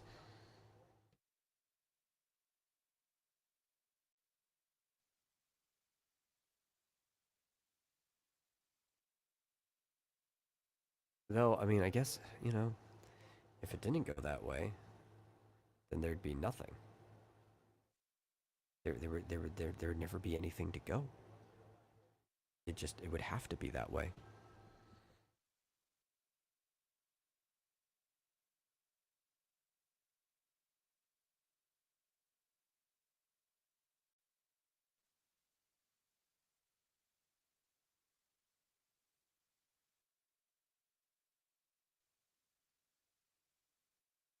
I am extremely tired.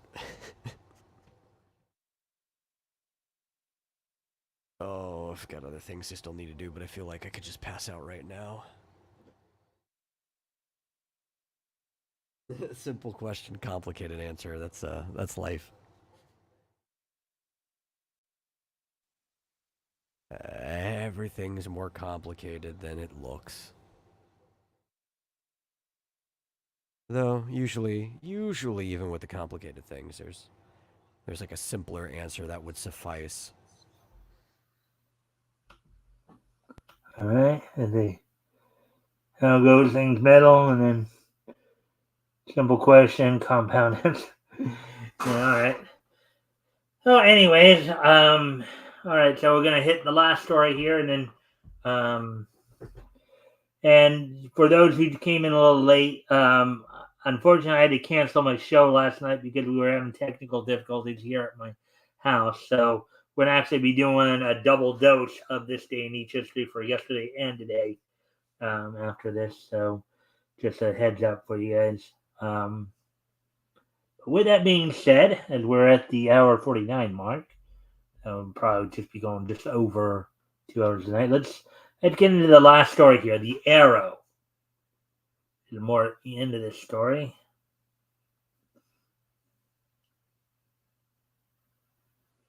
And the Arrow, of course, is an archer type hero that predates like the Green Arrow in DC.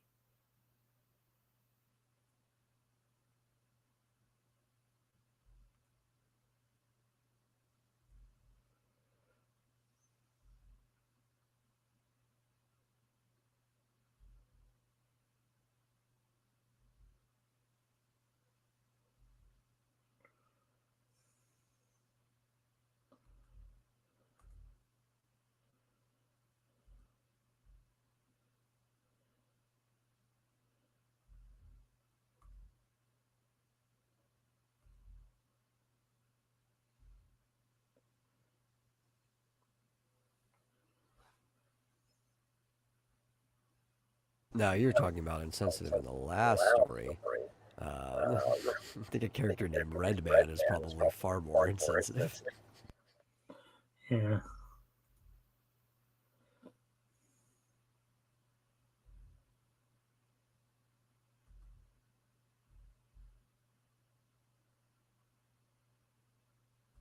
Here we go.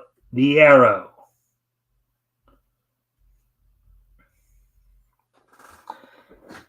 At Lansley Field, a United States pursuit plane suddenly and mysteriously takes to the air. Two members of the Military Intelligence Service see the plane. Well, I'll be. Someone's taking up the pursuit ship without orders being posted. Whoever it is sure has nerves. Say, that ship was fully armed, Steve.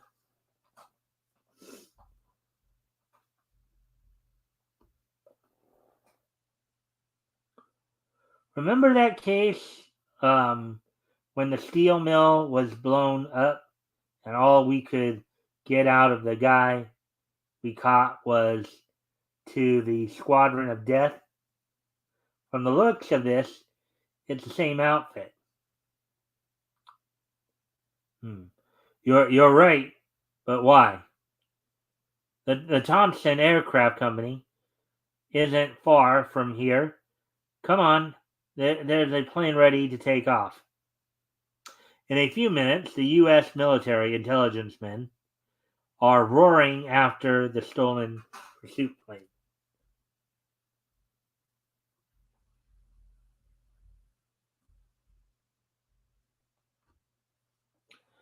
Meanwhile, in the stolen pursuit plane,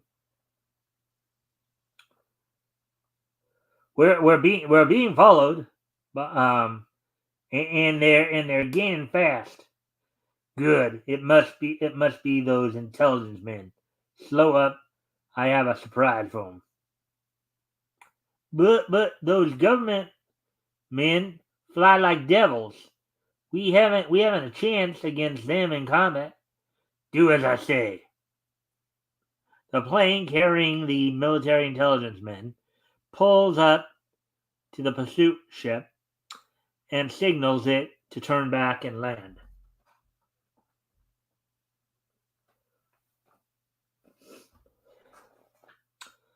They won't obey. They won't obey our signals. Open fire at. Say, that outfit you have on now then, you're the Arrow. That's right. Well, here goes.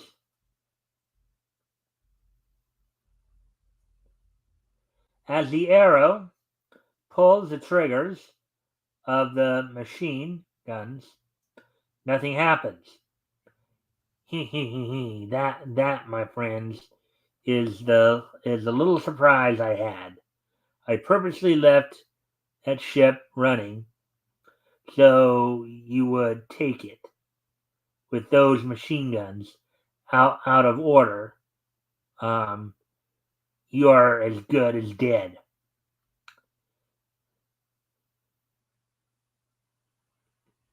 A trick, and we fell for it. The plane must have been planted for us. Look out. They're opening fire at us.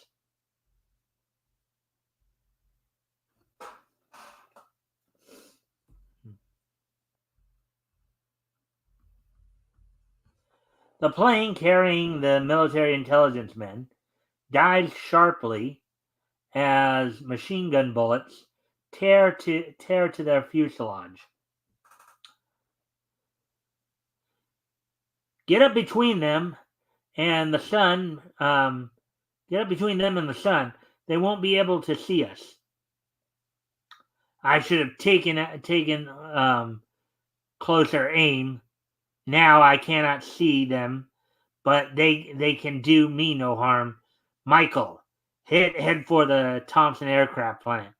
We will take care of our own work first.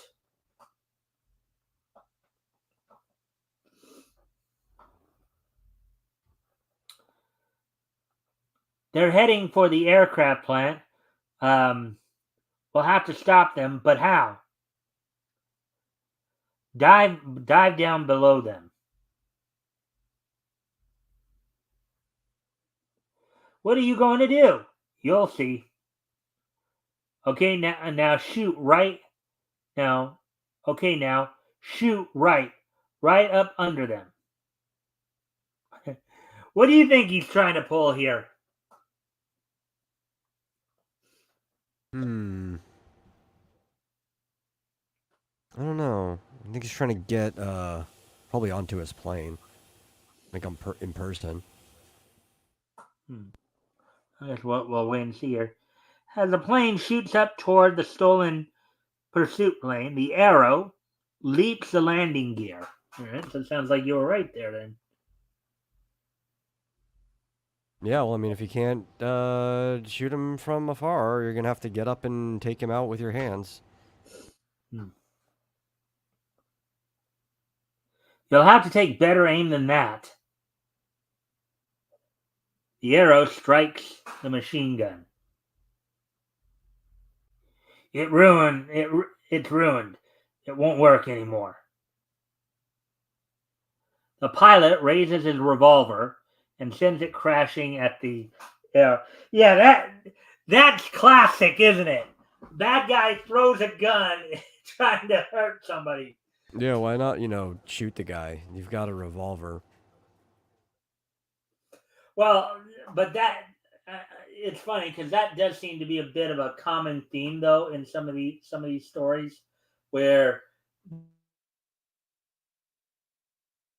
they'll shoot the gun empty, and then as one last desperate thing, they'll throw the gun at the guy. Did he actually throw it this time, though? It looks like he was just trying to basically use it like a hammer. Well, that's probably what. Yeah, I mean that could be smarter. Like, why get rid of your gun? Just use it as a blunt object at that point. Right. Outside, you. This plane is only built for two. Wow, a little rhyming action there in the writing. Actually, I do need to do something real quick here, so I'm going to go off camera for just a quick moment. Yeah, see, he still has his gun. There's still a revolver in his hand. It's not the dumbest villain we've seen. In fact, he started out with a plan, right? Like, he actually left the decoy plane that had their machine guns completely stripped or out of ammo. So the writer of this comic is making sure that the bad guy isn't completely stupid. It's probably better than the last three that we read, I think, in that regard.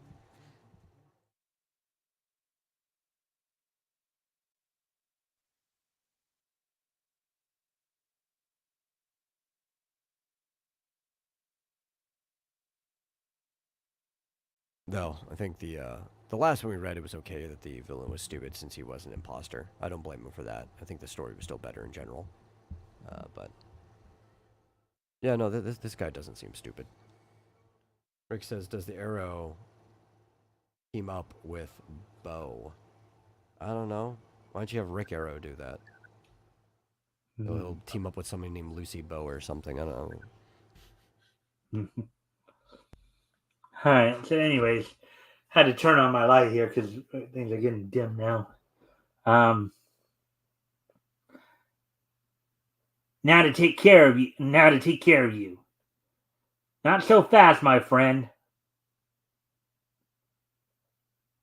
Before the member of the squadron of death is able to fire, the arrow is upon him. Oh, actually, yeah.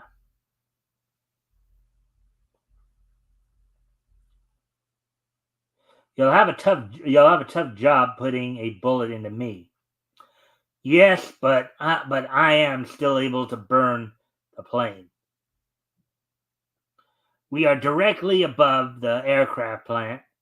By hitting the motor, the plane will burst into flames and crash into the building below, carrying the bombs with it. At that, the alien tears loose from the arrow's grip and begins firing at the motor of the plane. A crashing blow stops him. But the plane is already in flames. Now, by alien here, I'm assuming they just mean foreigner. Right. I'm guessing that too. I hope I can get these bombs off before we get too close to the ground. Yep, there goes one. In a flash, the arrow heads the plane for a nearby river and climbs down to the landing gear.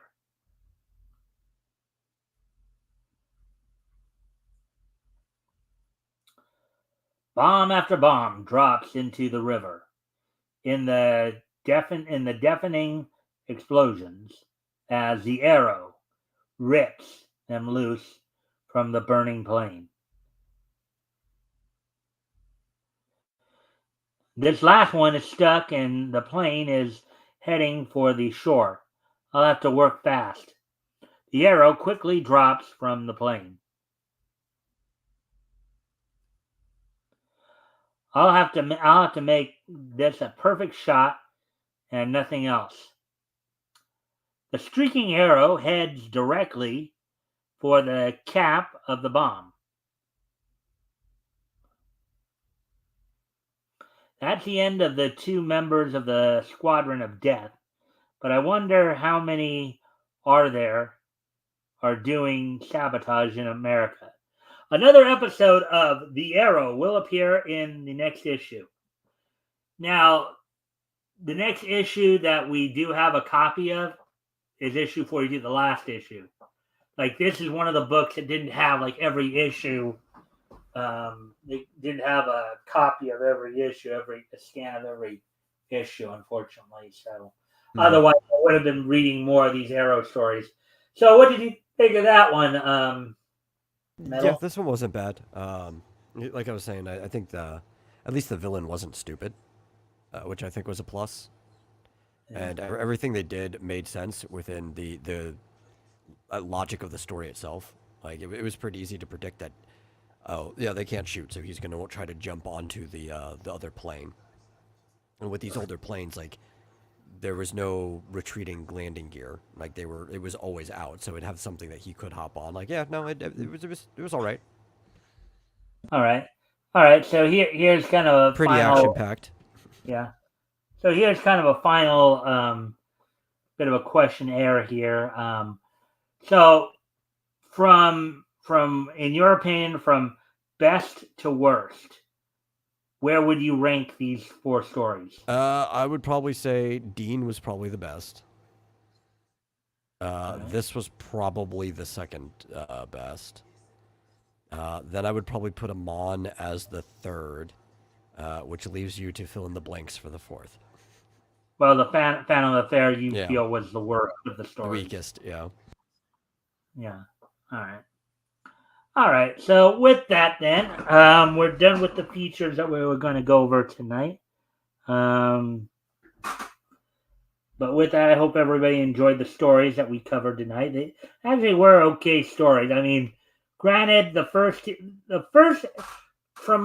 opinion, the first 2 probably were a little underwhelming because, you know, the first 2 stories we did, the Amon story and Phantom of the Affair, those are lead features, right? Now, Amon did have the page count. They were, I think, had like 12 pages, but everything, you know, and then Phantom of the Affair was like 8 pages. I think Arrow was, you know, the Arrow was 6 pages, and the third one, Dean Denton, was 8 pages.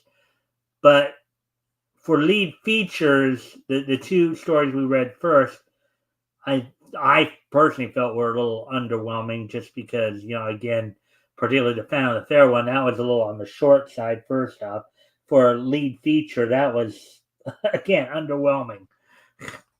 Yeah. What, I think at what, least we give some slack to the Amazing Man because, like you were telling me, this is after he lost his original creator. So we have somebody else who is trying to continue a character. So it's almost never as strong when somebody else picks a character up. Yeah. So, anyways, so with that, so as I said, we're done with the main feature. So what we're going to do now, we're going to head on into this day and each. We're going to actually do 2 days worth because unfortunately I had to cancel yesterday's show because of some technical issues going on at my house here. So what we're going to do this day in each history for yesterday first. Then we're gonna do the this day in each history for today. So with that, let's go back to yesterday, July 25th. Take a look back at yesterday's date in each history. History! And of course, first off, I would like to wish a happy 50th birthday. So let's bring that up here. To Miss Lauren Faust, who, of course, is an American animator, writer, director, and producer. Also, the wife of Craig McCracken, the creator of the Powerpuff Girls. I didn't realize that she was 50, but judging by the things she's worked on, I'm like, yeah, no, that makes sense. Yeah, she just turned 50 yesterday. Best known as the creator of the animated series My Little Pony: Friendship is Magic and DC Superhero Girls, Faust has collaborated with her husband Craig McCracken on his 4 animated series: The Powerpuff Girls, Foster's Home for Imaginary Friends, Wander Over Yonder, and Kid Cosmic. And you know, she got the pink hair going there for 10 years ago when she was 40. There's a picture of her when she was like 40 there. So yeah, it's kind of licorice color. So again, happy birthday to Miss Lauren Faust. And 1974 is just so nice that we're gonna hit it twice. As also on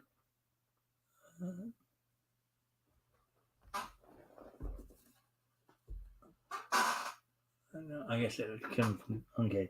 I heard a knock. So I didn't know if that was coming from the front door or not. Actually, what I should do before I even that because it makes things a little bit easier if I clear these out when I'm doing right now. Also on this date 50 years ago today, I will bring it up in a moment here. Toei Animations Mazinger Z versus the Great General of Darkness premiered in Japanese theaters on yesterday's date 50 years ago. Mazinger Z versus the Great General of Darkness is a 1974 Japanese mecha animated film that served as an alternative link between the Mazinger Z series and the Great Mazinger series. It basically introduces Great Mazinger to the audience as well as his enemies from the Maquin Empire, showing the defeat of Mazinger Z. It was released on July 25th. The final episode of Mazinger Z anime series would tell the story a bit differently, but with similar results in the plot. So, I don't know. Well, I don't know if you knew this, Metal, because I know Mazinger Z was even before my time. But Mazinger Z, from what I understand, was actually quite a bit of a franchise. I have seen Mazinger Z. Okay. Yeah. So it is regarded as a classic, like a timeless one. So yeah. All right. So with that also happened 50 years ago yesterday. So I wonder if Lauren Faust knows that movie came out on the same day. That probably not, because I don't imagine she'd be into anime as much, but could be wrong. I don't know if you look at some of the references in Friendship is Magic, and also some of the references that her husband pulls into other shows. There's definitely some anime stuff in there. Um, it's just depending on like what she actually would care about. I don't know if she'd really be into old mecha. All right. Well, with that being said, now we're going to go back 25 years ago yesterday. As on yesterday's date, 25 years ago, the WWF held its fully loaded pay-per-view from the second fully loaded pay-per-view from the Marine Midland Arena in Buffalo, New York. The event saw in the main event. The main event saw Steve Austin defeat The Undertaker in a first blood match to retain the WWF Championship. Triple H defeated The Rock in a Falls Count Anywhere match. Road Dogg and X-Pac defeated Mr. Ass, Billy Gunn, China in a rights to the DX tag team match. Rights to the DX name. Let's see. Ken Shamrock defeated Steve Blackman in a Iron Circle match. Let's see now. Big Boss Man defeated Al Snow to win the Hardcore Championship. D'Lo Brown defeated Midian to become the WWF European Champion. The Acolytes defeated Michael Hayes and the Hardy Boys in a no disqualification 3-on-2 handicap match to win the WWF Tag Team Championship. Jeff Jarrett defeated Edge to win the Intercontinental Championship. And that's all I'll go through there. So 25 years ago yesterday, WWF held its second annual fully loaded pay-per-view in the Marine Midland Arena. So there we go with that one. And finally, on yesterday's date, 6 years ago in 2018, so let me pull that up.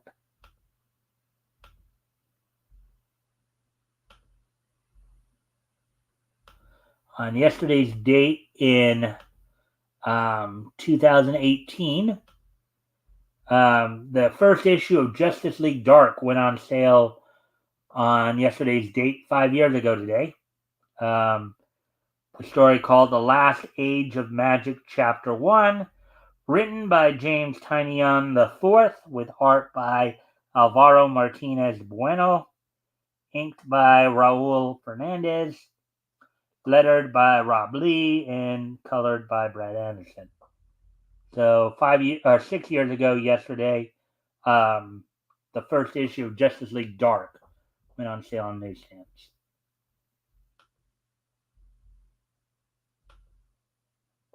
Of course, if you have any comments on any of this stuff, Metal, feel free to share. No, I'm good. All right.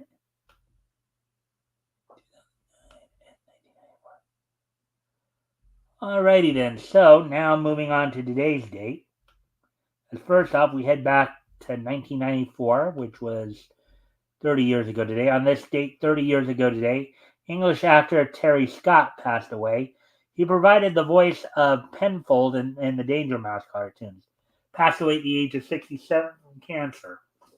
So on today's date, 30 years ago today, English actor Terry Scott, who provided the voice of Penfold in the Danger Mouse cartoons, passed away from cancer at the age of 67.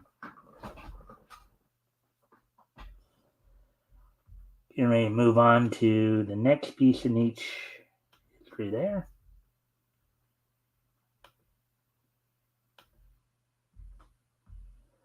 On today's date, 15 years ago today, on this date, 15 years ago today, the WWE held its Night of Champions event, in which basically every title was on the line for the show. And they held the event from the Wachovia Center in Philadelphia, Pennsylvania.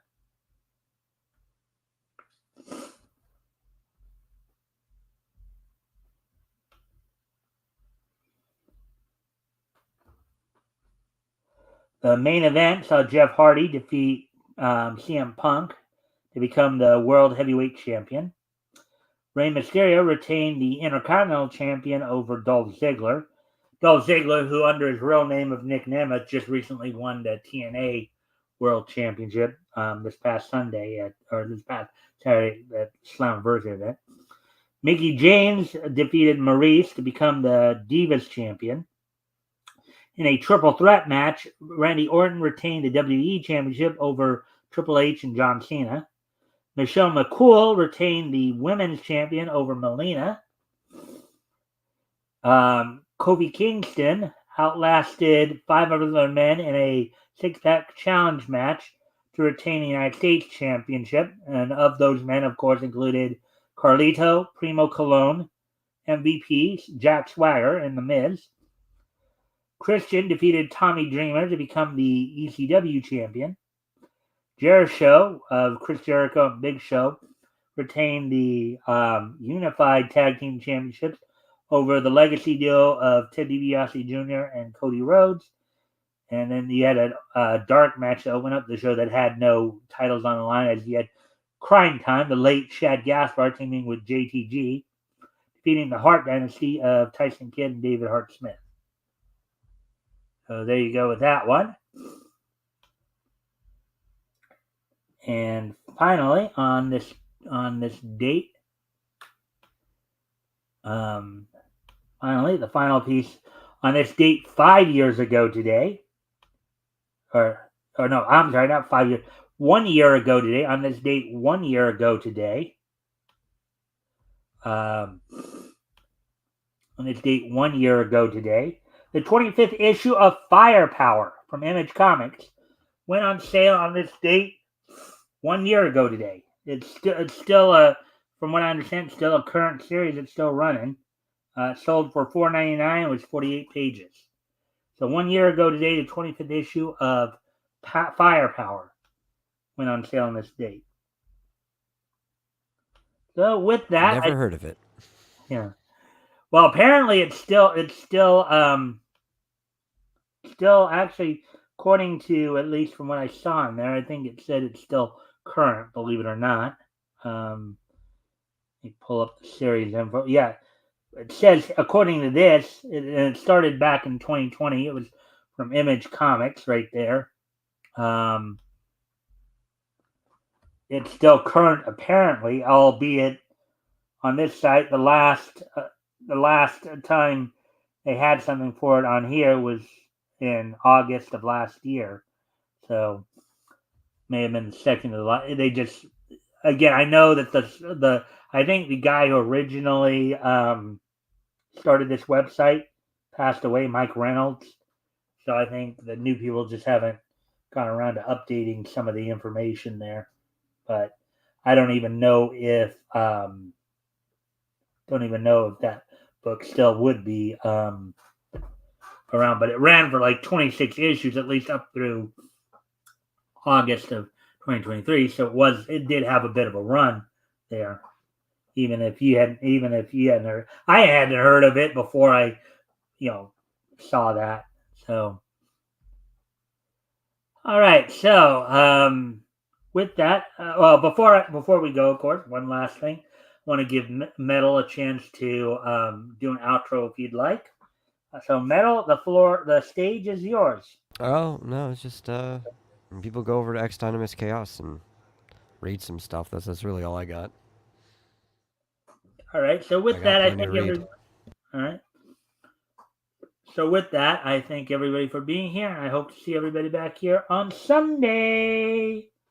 Bye.